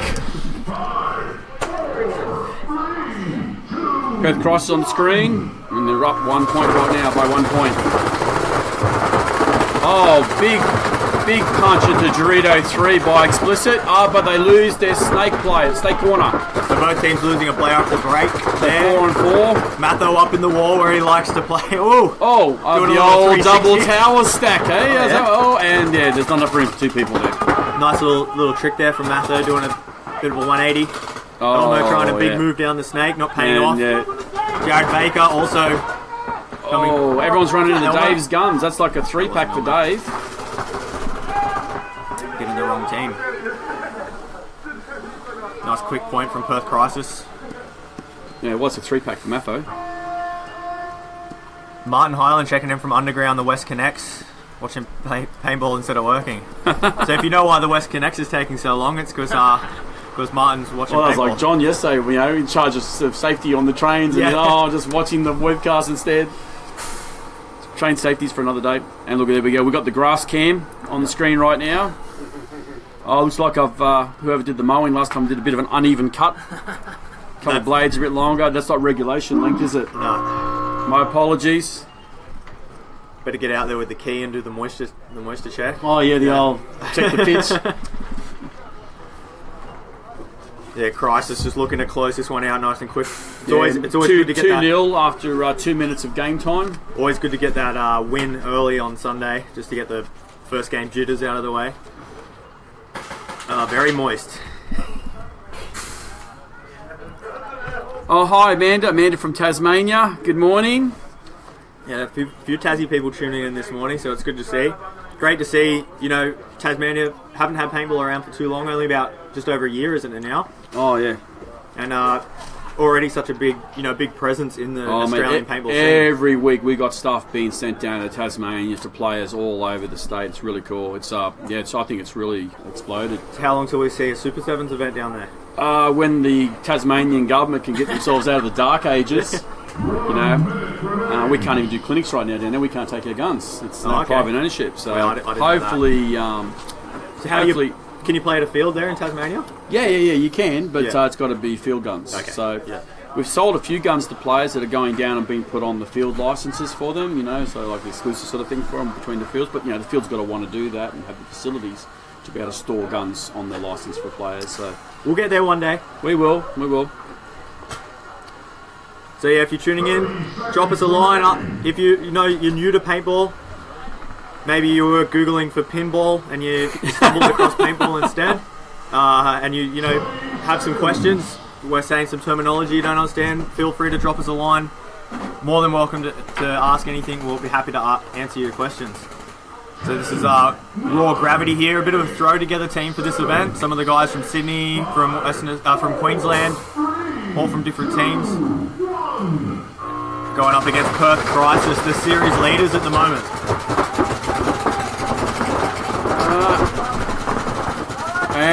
Raw lose a player off the break. It's still 5 alive for Perth Crisis. A little bit better field position. They're already in the snake. And Dorito 3. And Dave Matheson back to the wall again. He's going to be waiting for Jared to bump to the snake. Is that Nick Lamb in snake 2? Yep. Yeah, so Nick Lamb's over in snake 2. No one's looking, straight up to the snake 50. From here we'll be able to start shooting across to the Dorito side. Oh, and yep, Nick Lamb picks up the Dorito corner. He's probably going to wrap a bit now and go back centre. Yep, takes out Cliffy back centre. And again, poor old Jared's last guy left again. Oh, he still has a corner behind him. Oh, he's got his corner behind him, but Zach Yakimek there on your screen. Yep, and Jared gets one to the face. And a bit of ghost busting. Matho walking it in. I think that's about there. Matho's only got one speed. Oh, when he's going to the wall, he's pretty flat out. Yeah. I understand he picked up a 3-pack in the last point.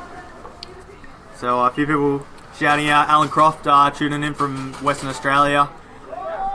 Going for SWAT. Samwise Inskip from Launceston. Yeah, from Aspire. They were up here last weekend. Playing in the amateur division.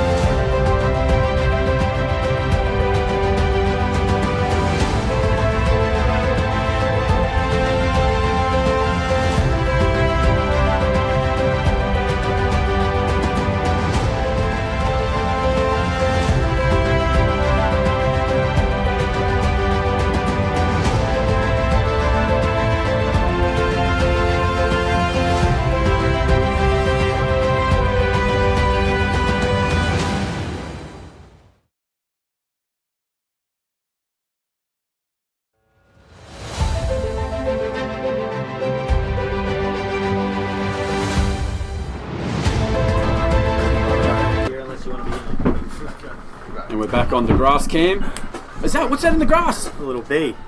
It might be. Or a fly. Oh.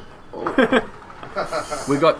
So you're back here for ultimate grass growing. Garden clinic. We're at the 75th hour, and we've now up to almost 1 millimeter of growth. So riveting stuff.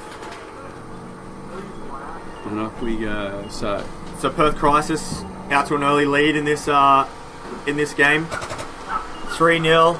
Looking just to put the nail in the coffin on this one, get that 4th point, and the final nail in the coffin.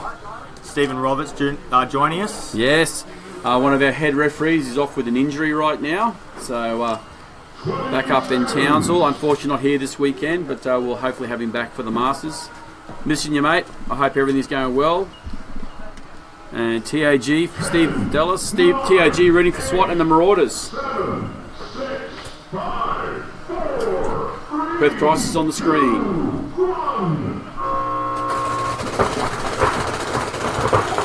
First Crisis into the snake off the break. Dave Phillips, the Irishman, up in the wall.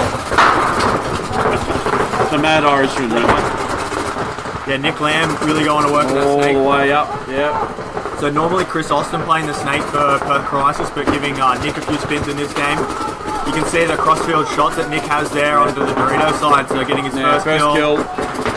Coming back up. I don't think anyone realises he's even there. Yeah, he's pretty much got free reign of this one. Yeah. It's just that little pin in his way blocking him from shooting those last couple of guys. This is a look out from Raw's back centre player Paul Cliff over his shoulder. The sort of view that they have to deal with.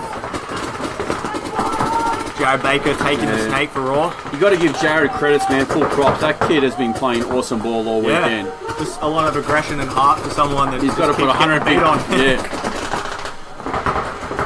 But it's like 150%. He's got to put in every point. You know what I mean? Looks like he's the last one alive yet again. In the snake against 5 other people. His team doesn't want to throw the towel in. Happy to let him get run down. Yeah, he still takes someone with him. Yeah, kudos. So that closes that out. That's submission point 4-0 in favour of Perth Crisis. Alright, so next up we're going to watch Marauders take on Expendables. So we actually only have 2 more games left in prelims. And then we're on to the semi-finals and finals. So we're just going to jump to some commercials. We'll be right back with Expendables playing Marauders.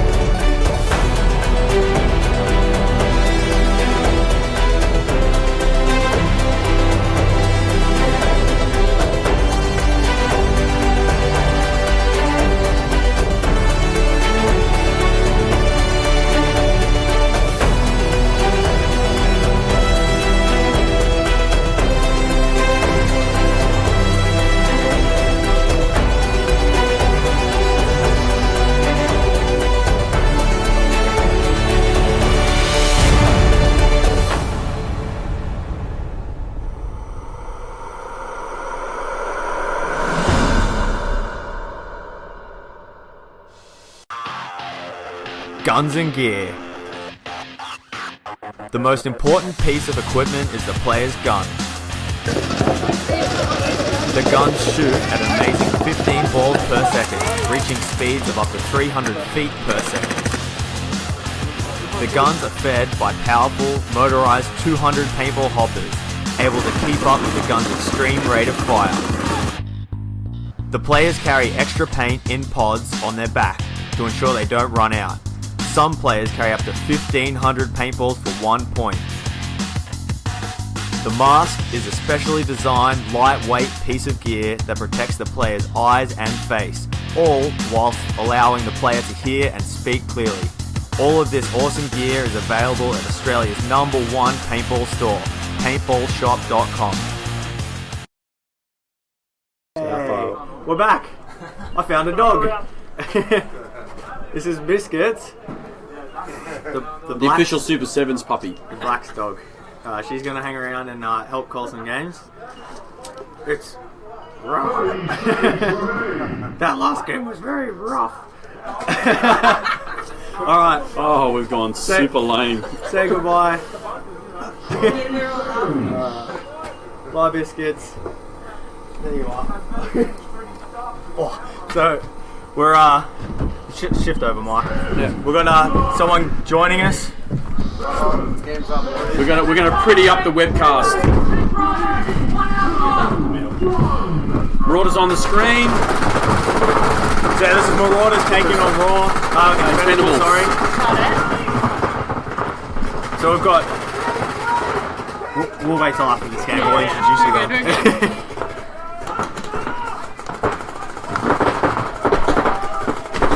Hopefully, and first to go, expendable player. So it's 5-on-4 in favour of Marauders. Seeing, match. That's it. So Matt's going to go in. Oh, and it's another elimination. So it's. Oh no, it's 4-on-4. It was a Marauder that went.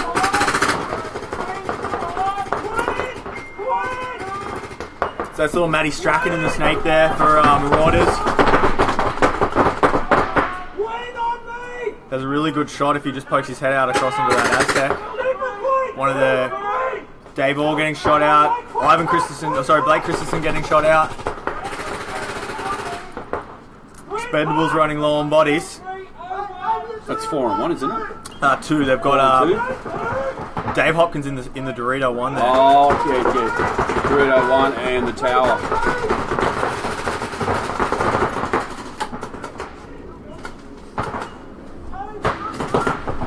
Marauders doing a pretty good job of talking between each other, sorting it out. Early G. Matty gets a shot across onto Dave Hopkins, so only one player left alive. Tom Hopkins left alive, getting into the snake. Jason Bias running down and getting shot. And Jason ghostbusting. Didn't realise the player bumped into the snake. So a 2-on-1 game now. Matt Strachan going up against Tom Hopkins. Almost puts the ball in him.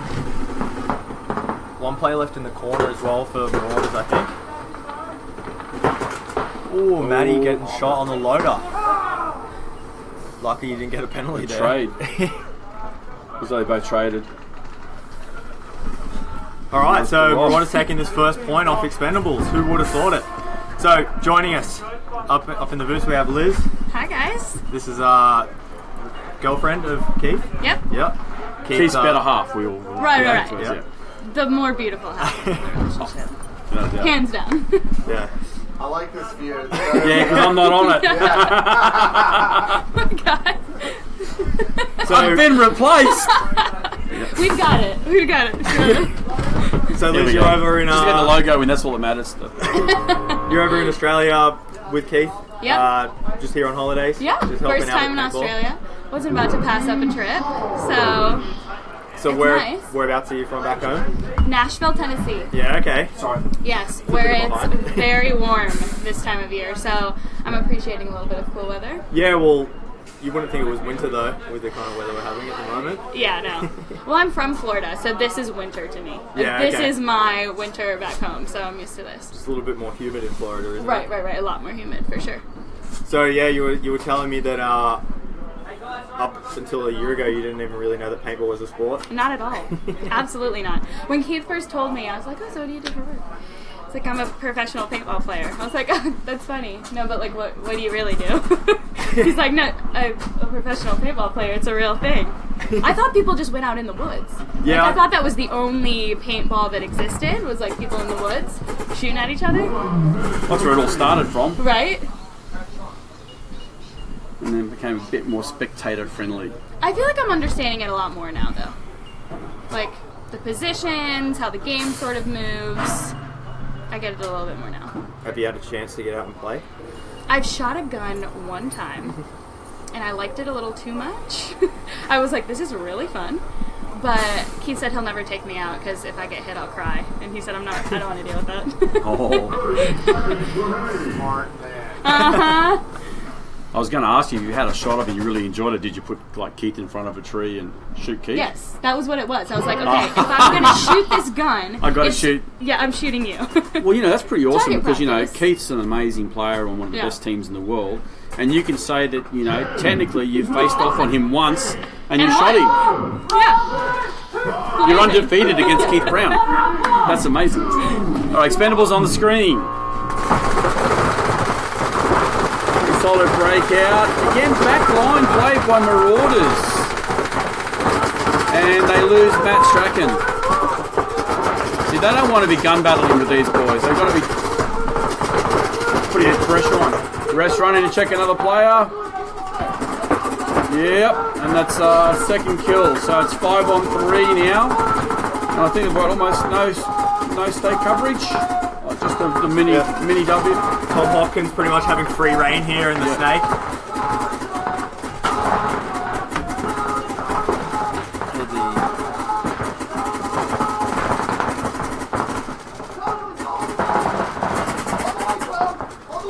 So Blake Yarber backing up Tommy Hopkins there. Always feels good when you've got a gun behind you in the snake like that. Someone shooting over your shoulder. Definitely makes you feel a lot safer, knowing people aren't going to run you down. Especially having a pro like Blake there behind you. The only thing Tommy needs to do is look inside across at those Doritos, because one of the Marauders players get into that Dorito too.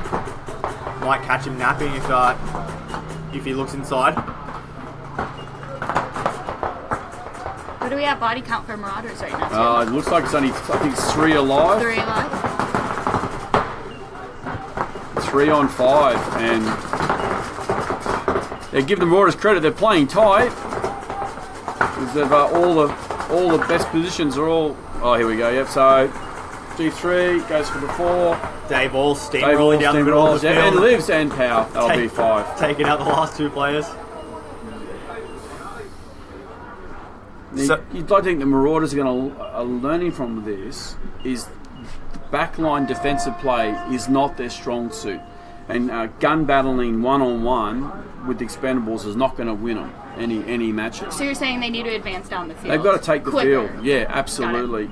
The point they won, that's exactly what they did. They put all the pressure onto the Expendables, and let them feel that heat, so they know that they have to. And they're all young and fast guys, so that's what they need to be doing is early getting out. Someone is telling me it's their first year playing in pro. Yeah.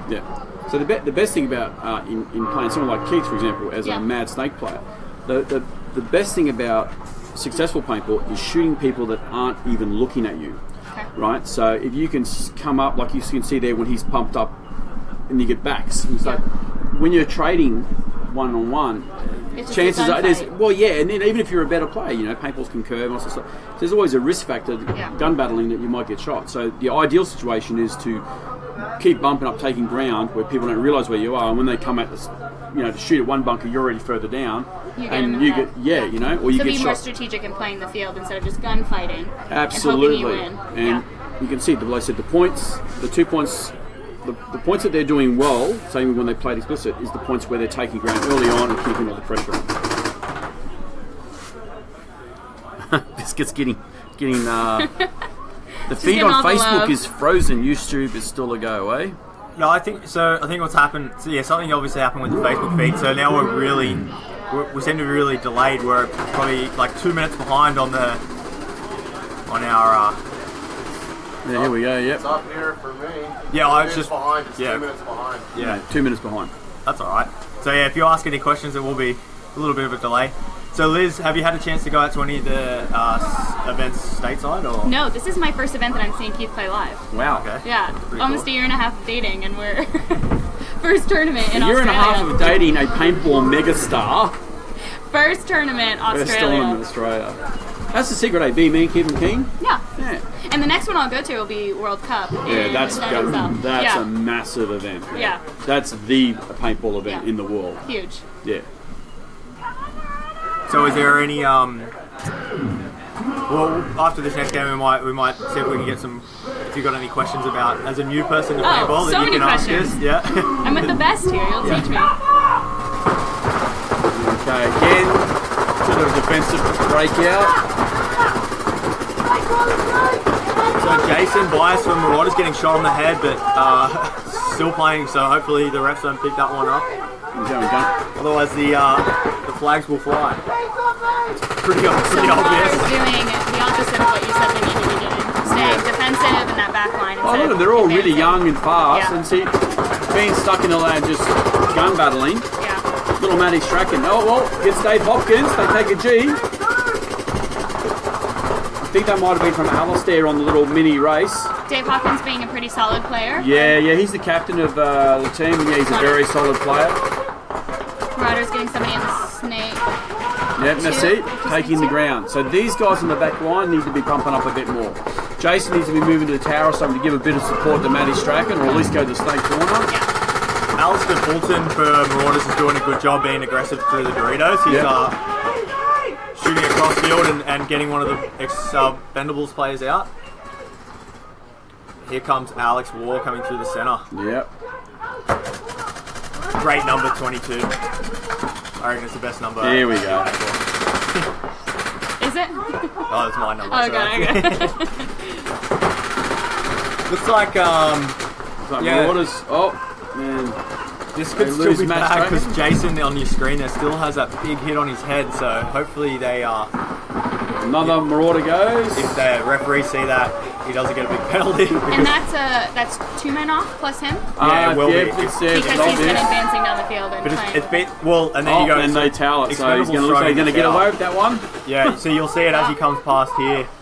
That big hit Oh, on yeah. the top of his head. He got that off the break, Man. and it's still there. So It's a lucky yeah, one. lucky. Yeah. So as a new person into paintball, is there any questions that you still have that maybe even people at home might have as well if they're new to paintball? Yeah, well, I'll first start by saying until about 2 days ago, I thought it was all called Doritos. Like, from start to finish, Doritos and a center 50, and this was the snake. Like, those are the only 3 things. Yeah. And so they were talking about some different things, like staying in the back, and I'm like, oh, so you'll set up at these 3 back Doritos. And they were like, what the fuck are you talking about? 3 back Doritos. Okay, so now I know. This one is, they're Well, every team, Aztecs, they have teams their own call things. them their own things Got it. sometimes. They might give them, like the bunker could be like a Dorito, which is like the triangular The shaped triangle, bunkers. shaped like a Dorito. But it could be like numbered. Other times they might give a specific important bunker a name like God or California or something Got like it, that. So it could be a Dorito, but if it's in a certain place, it might be called Command Center or stuff like that. So as far as like the sport, comparing it to like football or soccer, American things, are there a lot of plays that they put in place, or is it really dependent on how the other team is advancing? Is it more on the fly as far as like deciding where Everybody they're moving, what bunker they're moving to? generally everybody has a plan at the start gate Okay. based on what you think the other team's going to go and do. Got it. So that's where you'll have generally teams will have we're going to try and stop them getting the first snake bunker, so we'll put 2 lines on there. But inevitably no plan survives first contact with the enemy, because Right. inevitably whatever you think they're going to do, they think you're going to do, Got and it. sometimes it works, and that's when you see the guys get 2 or 3 guys walk off the break. You've got your lanes, you've picked the exact spot they're running to. And that's the whole idea of the race too, is you can go, well, that didn't work, we'll change it around and we'll do something different. Right. But yeah, it's the whole idea is try and do it so they don't know what you're doing. So everyone's constantly changing. So Yes. if they've been running the Dorito side for a couple points, you can almost guarantee they're going to switch that up. Yeah, It's not something that you guys would then turn around and say, oh, okay, we're going to make sure to defend the Dorito side because they keep running it. Not every They're team, but most probably teams have several plays. Got it. Preordained plays. Okay, Crisis on the left. Expendables on the left and Marauders on the right. Marauders again, staying in that back line. Yep. First kill going to dropping off Expendable side. Yep. Little Tom Hopkins getting shot out there. Now this is a situation where the Marauders are actually in command right now with their upper point. And I think they're up a body at this point. Yep. And but field positions are definitely in Expendables' favour at this stage. So Expendables Although haven't here been comes playing, Jason Bias haven't been playing Blake Yarber and this game either. Pow. He's going for a big run through on the wall. Man! That was great. Did they trade out there at the... I don't know. Did he? No, I don't think he got it. That's going to leave him in. Yeah. Wow. Yeah, because he got shot by. Well, Oh, man. And they didn't see Matt Strachan. this is very uncharacteristic for Expendables. Just everything sort of falling apart here for them. Matt Kling, the only player left alive there. But this is, they're He's playing fired out. aggressive. With the snake. Yeah, this is really good play from Marauders, pulling their stuff together and being aggressive when they need to. Jason Byers doing that big run through from the wall there and breaking this game See, open. I would be tallying it now. Yeah. Best case scenario, they're going to use Stopping a draw. time. Yeah, just Got it. we've got 2.5 minutes to go. You might as well use the time we're back to 2 points. Then Matty Strachan coming, taking care of business. Wonder if your teammates will shoot him this time. So something I've noticed is, Expendables haven't been playing Blake Yarber this match. He hasn't walked on the field yet. So question, like right now, if they wanted to run the clock, the Marauders, for example, can they stand there Yep. for 30, 45 seconds, If they let want a to. minute run? So that's where the Expendables can So just they're press the taking towel their button. time. Yeah. So why I are want they to doing run. that? Yeah. I don't know. I don't think they realise Well, that they yeah. can tell. Right now. Expendables are walking out on the field. Yeah, they don't realise. So So- that's part of the tactic. If you want to. Oh, so they're smart. They're doing the running right thing right clock. now. They're Got just it. sitting there going, let Oh the gosh, clock you run guys are down. getting let dirty the in clock this run game. down. Look at them. So yeah. There we go. Okay. Well, so yeah, there And- was 2 minutes 40 when they shot the last player. Yeah. So they've wasted about 45 seconds. And that's what I was saying before, when it was just cricked under 3 minutes, and Matty Kling was in that guard, and it was like the whole field Should swarming have with called water. it then. Because at least that would have given them 3 minutes to Yep. win back 2 points, and maybe even a possible third point. Yep. Now with 2 minutes, it then- is doable, but it's really, And the mercy roll here is 4, not 7, which is Yeah, 7. And got it. Yeah, the other thing that we do a little bit different over here is we have 15 BPS. Carl It's just crazy. asking. The other day, he shot the gun for the first time and he turns around, this huge smile on his face. He's like, damn. Yeah. 15, this is crazy. Yeah, because when you're then- shooting the gun, it's cool. It Right. gives you a bigger smile. Yeah. Because I guess there they can only, it's 10? 10.5. 10.5, okay. Yeah. And that's if you're holding the trigger down. No, what it is, it's called ramp. So if you held the trigger in and just shot, that'd be full auto. Full auto is not legal. So ramp is a firing mode where if you pull the trigger 4 or 5 times a second, Yeah. the gun shoots at a flat rate. Got so it. if you hold the trigger in or you let go, the gun stops instantly. So you're not allowed to hold up the trigger. No. Well, You got to be. Millennium is you got to keep pulling the trigger. pulling the trigger. You've got to Okay. maintain a rate of fire. And the idea was because the electronic guns are capable. It's easy to shoot 20, 30 balls a second. Yeah. In semi, so they made it to limit the rate of fire. They made a set rate so that all the guns shoot at a maximum speed. Got it. So if you pull the trigger 20 times a second, which some people can, the gun still only shoots 15, or in America 10.5. 10.5. And anyone can shoot more than 10.5 shots a second in Got semi. it. What was happening is people were working out ways of putting programming into guns. Yeah, to make cheater them shoot modes, faster. like full auto and stuff like that. So they just Dang. said, all right, we're going to stop that. And This is how we're it doing doesn't it. matter how you It's shoot great. it. Ramp as a referee with the cap ramp, you can tell by the pitch all the guns are shooting the same balls per second. You can hear them. Even the different brands, they all have that same pitch. Yeah. So if someone's gun was going, everyone's going brrr, and then someone came out and went, brrr, They knew. you'd be like, hey, Yeah. that gun's illegal. Yeah. Whereas And they make them shoot before they go out. yeah, there's on a the little field, right? handheld That's chronographs there, so Okay. they shoot them for speed, for how fast the balls shoot. That's making And sure that they're not. Yeah, not under 300 feet per second, and then how many shots per second. Got it. The cronies do both at the same time. Marauders on the screen. Now they are. Matty Kling's doing a big push. And they lose. Yeah, Matt Strachan getting off shot the break. at the same time. Blake Christensen getting shot out. And no one knows he's in the snake 50. So, Matt Kling going all the way around into their side of the snake. oh, they've lost two, but expendables, two players. Into enemy territory. Oh, well, now they know. They know Matt Kling's in there, so.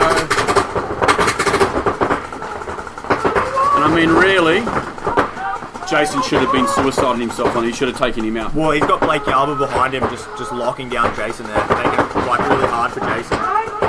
You see Alistair Fulton moving back, trying to get a big shot down. But while all this is happening, all three guns from Marauders are shooting snake side. I don't understand why the Expendables aren't streaming down the Doritos. No one's even looking. Well, they've that lost way. two from the Doritos side, so that might be part of the problem.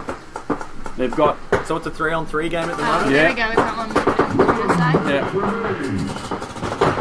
So now Matt's lost his advantage. Unfortunately, they know he's there. This is As where, long as Jason's just—that's what all Marauders got to do now is just hold the tape.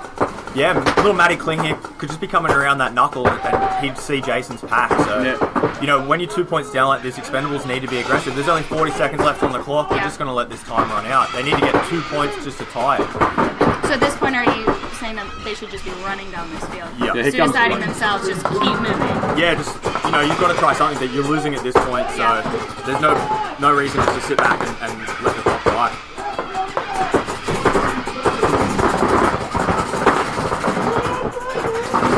There we go. Expendables trying to enough. make something happen. Just Jason Bias left now for Marauders, but not enough time. So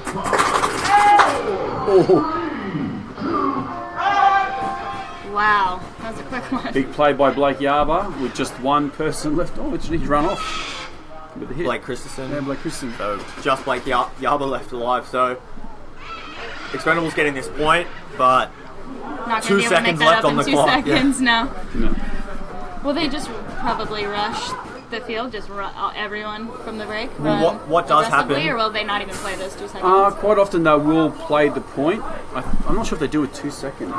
yeah, well, The reason why they do is for EDs and also penalties. So if there's less than a minute left in game time, any major penalty is an automatic point. For the other team. Yes. Wow. Yeah. So that's anything with the red flag. So anything like something obvious. So Okay, so yellow flag brings that player and one other guy Yeah, off that's the what we field. call 1 for 1. And that's a minor penalty. And unobvious, there's a hit on your back of your And you pack, didn't know. and you So- can't somewhere where you can't really see it, and you haven't reacted to being shot. So say ref runs in and sees you've got a bit of pain on your back there, and you're shooting your gun. You'll throw the yellow flag up. He'll pull you and the next nearest player. If it's somewhere obvious, on your hand, you know you got hit. or the ref actually sees you playing and shooting and sees the paint come in and you get hit and you react, and then you come out without checking yourself, Red. that's a 2 for 1. Got and it. so red flag goes up and they pull 2 guys off. Got it. very rarely that I've never seen it. There is actually a 3 for 1. It's when they throw both flags up in the air. So that's if a referee watches you get shot and you're trying to wipe Yeah. it off, Wow. or do something like that. Then you will Yeah, get a like- 3 for 1. yeah. But I've only ever seen one of them once, Yeah. and it was. Got some shady playing right What was there. it? Yeah, That was you. I got. Oh no! I remember Ian on SWAT. He got one as well. Poor bugger. He's come in, slid in, and he's put his hand down. The field's all chopped up. His hand's gone all mud like this, and he's gone. His hand's gone down. You see, because Rob was filming. His hand's gone into the mud. He's gone like that, rather than put his hand on the gun. And as soon as he's done that, rubbed the mud off his hand. 3 for 1, and I felt so bad for him because he hadn't done it, hadn't been shot, nothing. I mean, Blake Yarber at one of the NXL events 2 years ago, he had the same thing. He's in the NXL it's a 6-game suspension, and he went into his bunker with Dynasty, and he just adjusted his knee pad. His knee pad had moved, so he's put his gun down, he's turned his knee pad around, he got ejected. That's funny because I've seen Colt Roberts for X Factor doing that, playing from the Doritos with a rag in his hand, and and just he had spray on his goggles and in the middle of a match just cleaning his mask. But they were like, no, it's fine because the rest were washing. He didn't have any paint on it. So are they allowed to ask for checks at any time? Like if they think they if they're unsure, absolutely, they can absolutely. call over the but ref. as long as it's not an obvious thing. So if you got a hit here and you go, oh ref, you'll get a penalty. You'll be penalised. I think I got hit right here. So the reason why they played this last couple of seconds, I said, is EDs. All right. So quite often the teams when they finish the prelims will be very closely scored. Right, so it'll be on the same score possibly. So it'll go on what we call EDs, which is number of eliminations, number of deaths. So in this last point, if say they'd shot 2 guys off their break, then this game would have given them an ED of +3. Got it. So they would have 5 guys alive, and so that factors in too. That's for absolutely, because it gives you a +3 and it gives them a -2. So it's actually So is this a pretty big win for Marauders here? Playing against yes, definitely. Yeah, because Expendables are a great team. Great team. Yeah. This is the third round of our series here. So that Expendables took out the first event, and then they've been playing over in Europe in the Millennium Series. They've won the first 3 events over there as well, going against some pretty big name teams. So coming out first year pro, they're doing pretty good. From Marauders. Marauders haven't played Millennium, so Expendables played Millennium. But Marauders, they were a very dominant semi-pro team last season, and so this is their first year in the pro division, and so it's good. That's a really good win for them. Not have to be in that pit for once. My nails were getting dirty. Oh no, we can't have that. Can't have my fresh manicure get turning black. Well, just before we jump into this next game, we might just cut to a quick commercial and then we'll be back to watch SWAT take on Explicit. Guns and gear. The most important piece of equipment is the player's gun. The guns shoot at an amazing 15 balls per second, reaching speeds of up to 300 feet per second. The guns are fed by powerful, motorized 200 paintball hoppers, able to keep up with the gun's extreme rate of fire. The players carry extra paint in pods on their back to ensure they don't run out. Some players carry up to 1,500 paintballs for 1 point. The mask is a specially designed, lightweight piece of gear that protects the player's eyes and face, all whilst allowing the player to hear and speak clearly. All of this awesome gear is available at Australia's #1 paintball store, paintballshop.com.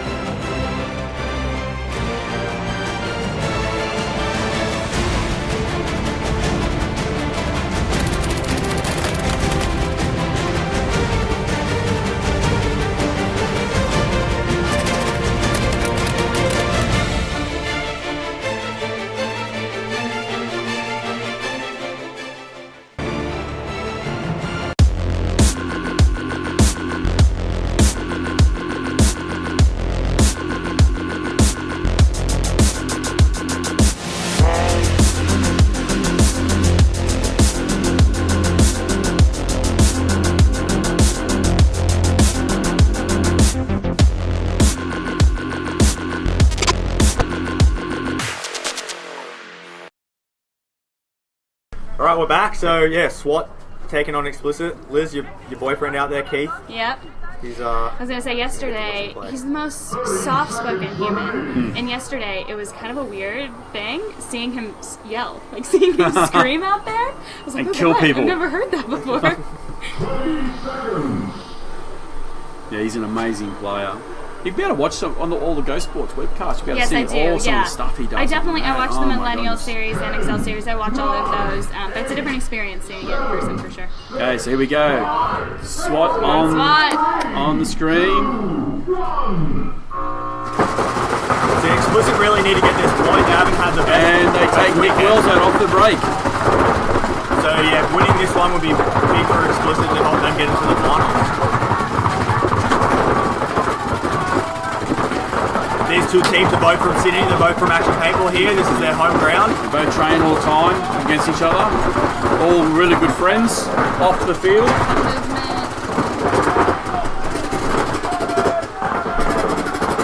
Now the thing is, Dan Woods looks like he's been a bit trapped in the can there. He can't seem to really get out.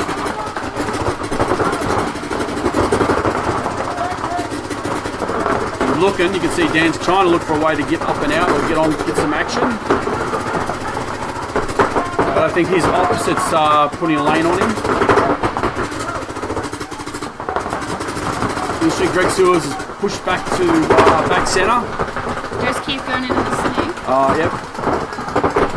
I think Greg was bumping back to the back centre to stop Keith from doing that exact thing, but It's hard catching him, he's fast. yeah, he is very fast. But it's good. By doing that, it's given Dan Woods the opportunity to get out to the mini wall.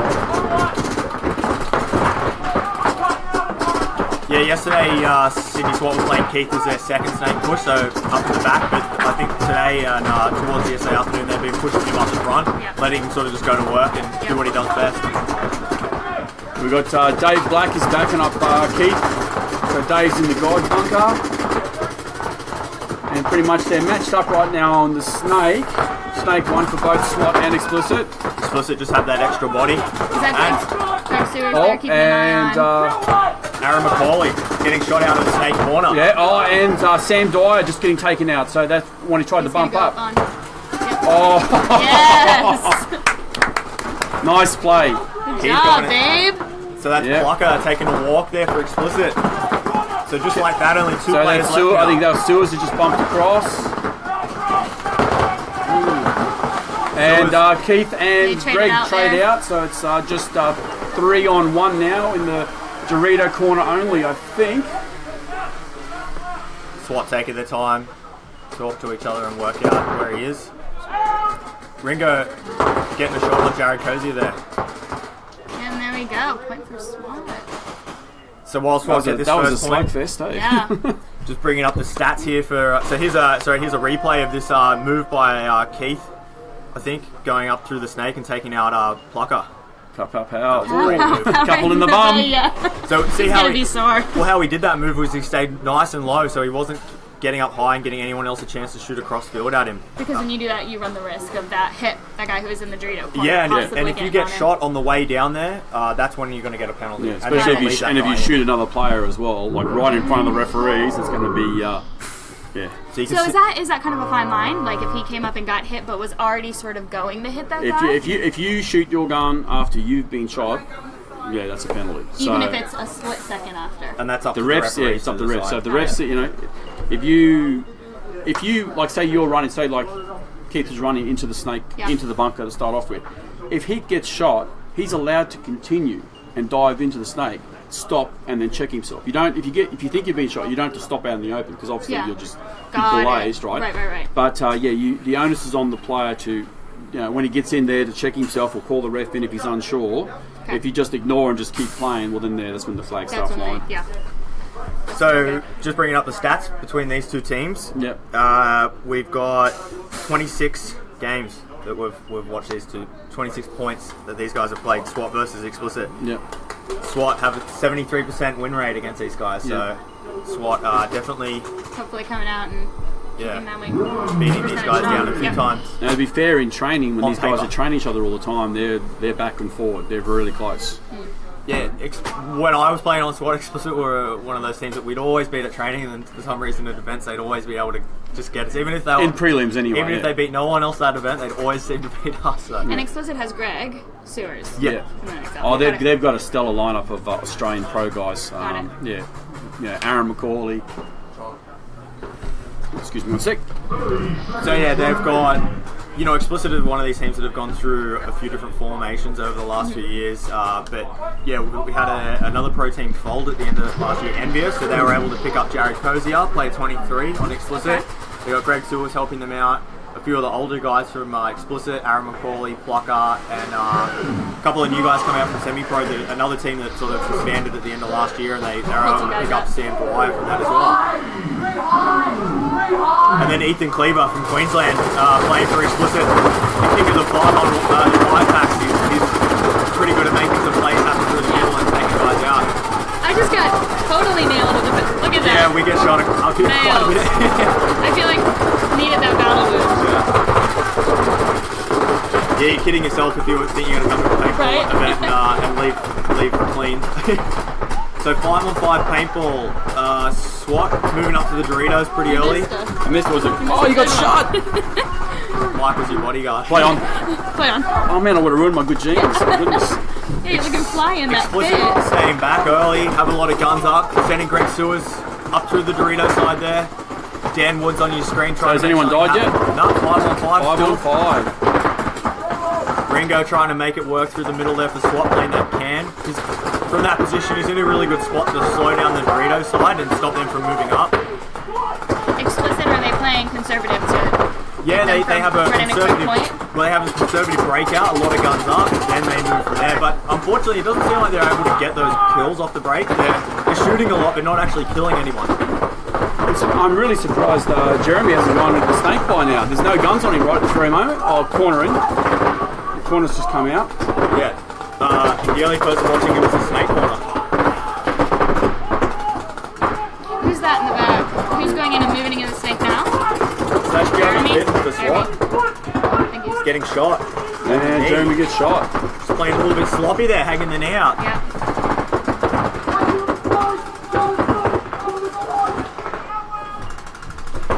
I think that's one thing about this sport too, with having such few guys on the, those small mistakes just can't happen. You don't have a team of 8 other, 10 other, 15 other guys to rely That's on. it. Every Yep. kill is Yep. 20% They of the feel team. it. Yeah.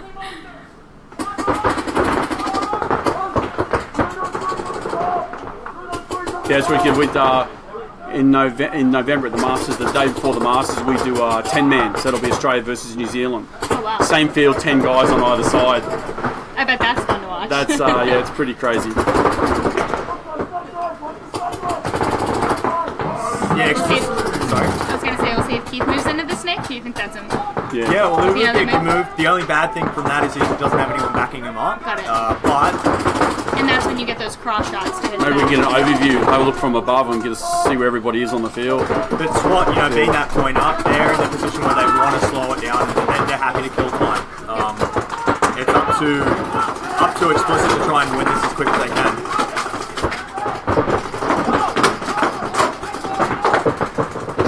So Nick Wells getting in this game. Aaron McCauley's just gone from the guard, so it's now 4 on 4. Nick staying in a while on that wall there. Not getting shut out. Well, he was spending most of the game watching down the Dorito side, trying to shut Greg Seward out, but now he's switched over to the snake side and being able to shoot out a player straight away. He's on his good side too. Well, actually, there's 2 guys in the wall. Ringo and Nick are both on the wall. Yeah, Nick. Incredible. Only seeing out of one eye. I mean, that's amazing. I only found that He's out on a his couple good of side, weeks too. ago, so Yeah. it's That left eye's a good one. amazing to see that. So Greg trying to make it happen through the Doritos, shooting Ringo out. Oh, but Dan Woods is there. Can they communicate when they're running off the field? Like if Greg Sewers does the big play. Yeah, Greg breaking this game open from the Doritos. So yeah, And I don't think like if Nick didn't know that Ringo No, got shot doesn't from know. the back there, Yeah, so once you're shot, you're not allowed to talk. Not allowed to talk. Yeah, talking would draw a penalty. So just keep pinning down. does he make it to the corner? doesn't matter. No. Greg's hit the buzzer already. So Oh, so Keith. Keith's still just killing mode. Yeah, moved down, took out the snake in the snake corner, staying alive, but while that was happening, Greg ran down the Doritos and point hit that the buzzer. was. That was a good point. That was a good point. So we have a tied up game, and the problem with that now is that they wasted so much time in that. So here's our replay that we have of It's a bit more of crunch time now. They really need to. This is Greg Sewers just opens us up. He blows his way. He shoots out. Was it Ringo at the wall?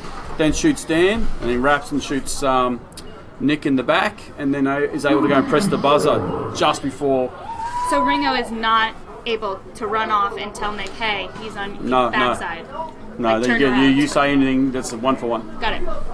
If there's no referees I'm learning around, so you much. could quietly maybe whisper something, Maybe self-smoke signals. Maybe send him an SMS. but the good Slap his right butt cheek. That means like he's behind you. Good luck, but, buddy.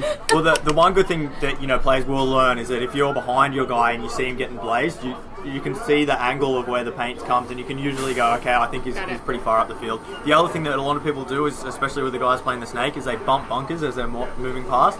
You see that bunker start shaking, you know where they are. Yeah. Wow. But we have also seen in the NXL people trying to do that, where a team will run up to the wall, Bang the wall. whack it, I and have then run seen back. that before, And yes. try and force the guy to come around. It doesn't usually work. Very popular in Millennium as well. So a lot of guys doing that.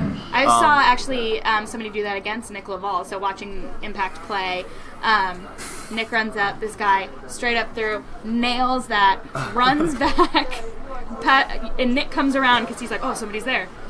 They just lit him up, head to toe. It can be effective, but it's It does depend on the field layout. So this was the Dallas field layout. Yeah. What we're running He here. said it's playing very similar to that Dallas. Yeah, I think the only thing we worked out is that our fields the width is we're tiny. a little bit narrower and a little bit Tighter. longer. Yeah. Got it. So I think they had a lot bigger lanes over in Dallas, so it was a lot harder to make it to the snake side. Where here it's a little bit easier. There's only a couple of little lanes where you can shoot it, and to shoot it from the back center, you actually have to stand out of position. So Okay. you're standing out of the bunker, out in the open to try and shoot that guy. So that's obviously opening you up to get shot. Right. Making you more vulnerable. And they have to start with their guns on touching that. Yep. So big move from Snake, Keith. that snake. That makes it alive. Sam countering, moving up to the wall, trying to shut down the snake, turning his gun on as he goes. Nick Wells countering that, moving up to the wall to try and take out Sam Dwyer. Old teammates, they used to play on Frequency together, Nick and Sam. These two guys. Frequency a Sydney team. Yeah, it used to be. Trading out there at the wall. So that was a strong move by Nick, taking Sam out. Now it enables Keith to just go to work on the snake. So we're seeing SWAT get a little aggressive at this point. Yeah, well, Trying to get that on Well, they have to. It's a tied game right now.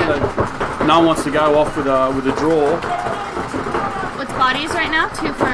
It's 4 apiece. Yeah, 4 apiece and 1 all with 2:32 lots on the clock. Yeah, Kyle actually saying, just back to what we were talking about, he's seen people in the snake kick the knuckle behind them, so people think they're in the snake 1 when they're Where's actually the in snake 2. fourth? I didn't I think see about that. 1, 2, 3. Where's So that then fourth? we've got someone in the corner behind Keith, backing him And up. on Where's the fourth for explicit? 1, 2, I think it might be Dorito 1 and the Dorito corner. Okay. So there's Oh no, back center and Dorito corner. Got it. yeah, Greg pitching the 10 in back I center. see. Pitching into eating a meal. So June, they're all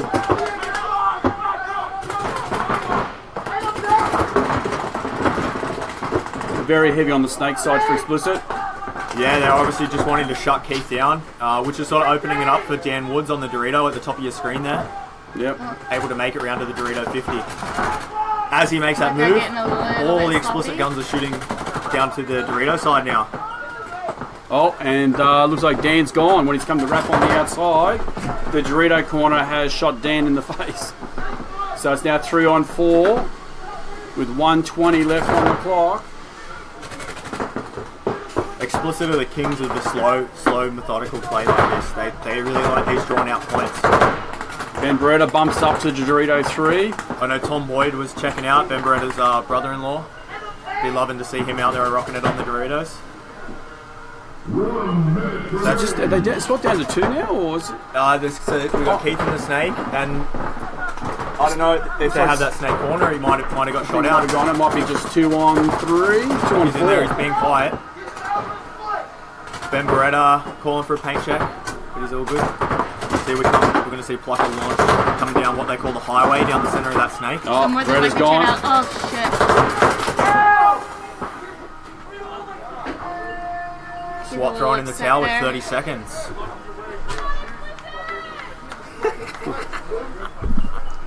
Damn, so we might have got a little angry there. Somebody got shot in the foot. Yeah, they were. Oh yeah, I see a shot. Well, I guess he can keep right hitting them. Yeah, Keith was saying that Mick Plucker from Play 15 from Explicit was shot on the foot, but So how does it work in a tie in this sort of situation? So Oh, well, it's just it'll be a prelim. draw? It doesn't matter. It'll just be it'll go on ED scores and everything Okay. right now. So yeah, we yeah, in the NXL they do have that. In the prelims they have tie breaks, but they play a lot less games. They might only play 3 games for their prelims. Where here, you know, we like to give everyone a bit of bang for their buck, so they're Make paying them the play entry. all day. Yeah, Exhaust that's them. it. Yeah. Well, you know, for the teams that are travelling from Queensland, Right. it's a 10-hour drive or a plane flight. You don't want to come down and play 3 games and then go home. Yeah. We try where possible to do 7 matches, or in this case with this one, we've done it because we're here for this round 6 prelim matches. So. Got it. But, you know, as the sport grows and there gets more and more teams, it'll dictate that, you know, you will have to play less and less paintball. But while we got it here, we may as well have the guys out playing, so everyone at home gets to watch their all the fans get to watch their teams play. Yes, no, this is not M500. This is real man's paintball. Somebody asked, where is this Danger game? Sorry? Where is this game? It's in Sydney at Action Paintball in Sydney's northwest. Sydney, Australia. Sydney, Australia. Sydney and Canada. Australia, mate. Australia, mate. Oh yeah, well, G'day, while we've got an mate. American on, what have you heard any funny any terms that you need clarifying or anything like that? The biggest one I find that Americans get confused with is a thong. Oh yeah. A sandal. You say, oh, you can't wear thongs to the pub. And people are like, how would they know I'm wearing one? Yeah. Yeah, what, Thong are they detector. gonna check me? Yeah. What's happening? No, sorry. Yeah, any strange... Oh, peppers, like a green pepper or a red pepper, you call capsicum. Yeah, yeah. Strange. Also, coriander is cilantro in America. Oh, Cilantro. Because I've been... Yes, because coriander Yeah, is a that's- seed that you grind up and put in like Indian cooking a Yeah. lot of time, but cilantro is flat, the green Yeah, herb. yeah. Bath. It tastes like bath water. Yeah. What? I No! I've never tasted bath water, but He's over here drinking bath water. it's an acquired They taste. use it in like Thai cooking quite a lot. Yep, So- Mexican Bath cooking in water. America a Yeah, lot. bath water. That's what I reckon. When I was a kid, I used to always couldn't have it. We went and Yeah. had dumplings last night. I'll see you hung out with Ringo. Oh, 100%, yeah. There you go. The dumpling king. He was like, at one point, he was like serving us. Like, he was getting up, walking around the table. Well, that's his Like, job do you normally, work see? So here? yeah, Yeah. it does, yeah. He's It comes from a long line of waiters. He's the dumpling ambassador for Yeah, he Australia. is. Yes. Yep. All the Americans, he says that anytime the Americans come over here, that's the first thing. Like, are we going to get dumplings? That place you took us to last time? It used to be that we used to take the Americans, let's go look at a koala or a kangaroo, but now it's just like, let's go check the dumplings out. Yeah, let's go to the dumpling house. That's another thing. I've got to pet a koala while I'm here. Oh, well, you can do that just down the road. Really? Yep. Yeah, there's You guys have Symbio kangaroos? Koala Park. There's a little park up down the road, and you can actually hand feed them with kangaroos so and everything. Cute. So it's something to do after the event, Having eh? 30 seconds to get this. It's a big move from Nick. Wells up to the wall, going all the way around into Dorito 4, 5, and making it in alive. So you see him on the left of your screen there. Dan Woods and Ringo streaming up to the wall. 20 seconds left on the clock now. One player dropping for explicit. They're all trapped on the Dorito side. So this is going to look good for squad. Dan Woods is actually in a great position to come around and break this game open. There we go. 8 seconds left on the clock. Dan Woods getting shot out. Blackie trying to finish it up. Damn. Not enough time. Oh, Ringo lets everybody down. Boo! That was a good game plan, though. It was. So Yeah. I think we can say Move that maybe Ringo should have had less dumplings last night, One less dumpling. He would and have he made could have his made ass it all the down way there. through. But I think he did stop to tie his shoelace in the I wall. think So. he did. So we're gonna have He a had some break dumplings now, in his are we? Yeah, we're going to have a Little bit of a snack. break, so we'll go to a bit of a commercial, and I'll just have to go check when the semi-finals are going to be ready for the semi-pro. So stay with us. We're going to find out what's going to happen, and we'll be back just to let you know how long we'll be back for the finals. So chill with us.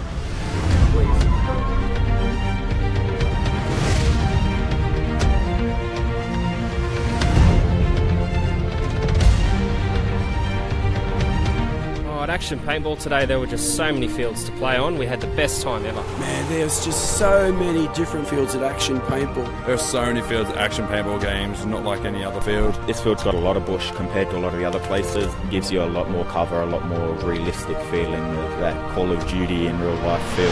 Gallipoli was insane. We had to jump up the hill and try and take the bunkers, and it was really difficult, but it was well worth it when we got the flag. Hamburger Hill, it's probably the best one. Brings out the energy in everybody. Love the bush fields. Got to call for the scrub. It was so awesome. Blew away all my mates with the snapshots. It's pretty hectic when everyone starts moving and you have no idea where everyone is. Mayhem. It was really good. It's just that. It is absolutely mayhem on that field. Lots of cars everywhere, lots of containers, lots of things to shoot at. Everybody got a bit saturated in paint. It was pretty good. Variety is amazing, from bushball fields all the way to Sunbed tournament fields. It's just great. I've never seen a paintball store like this in Australia. Everything from gloves, jerseys, pants, and goggles, even guns were on the walls. It was pretty cool. Variety of different gun upgrades is amazing. My upgrade was flawless, shot really fast, and lots of fun. Oh yeah, the equipment was great. Everything was pretty accurate. I upgraded to one of the electronic guns. I had no idea it could shoot that fast. It was like a machine gun. Just lay waste to everybody. It shot amazingly well. Had an awesome time. Can't wait to do it again. I'd never played paintball before, but the refs really helped me out. They made it a lot of fun.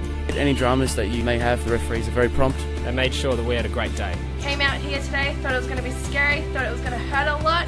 It didn't hurt at all, and I had a blast. The food I found scrumptious. Very. So, if you're still with us, we're going to have about a half an hour break. I know some people are asking about what's happening with the semi-pro team, so they're still finishing up their prelim, so we don't really know who's in the finals yet, but we'll be back in about half an hour to bring you the semi-pro finals and the pro finals as well.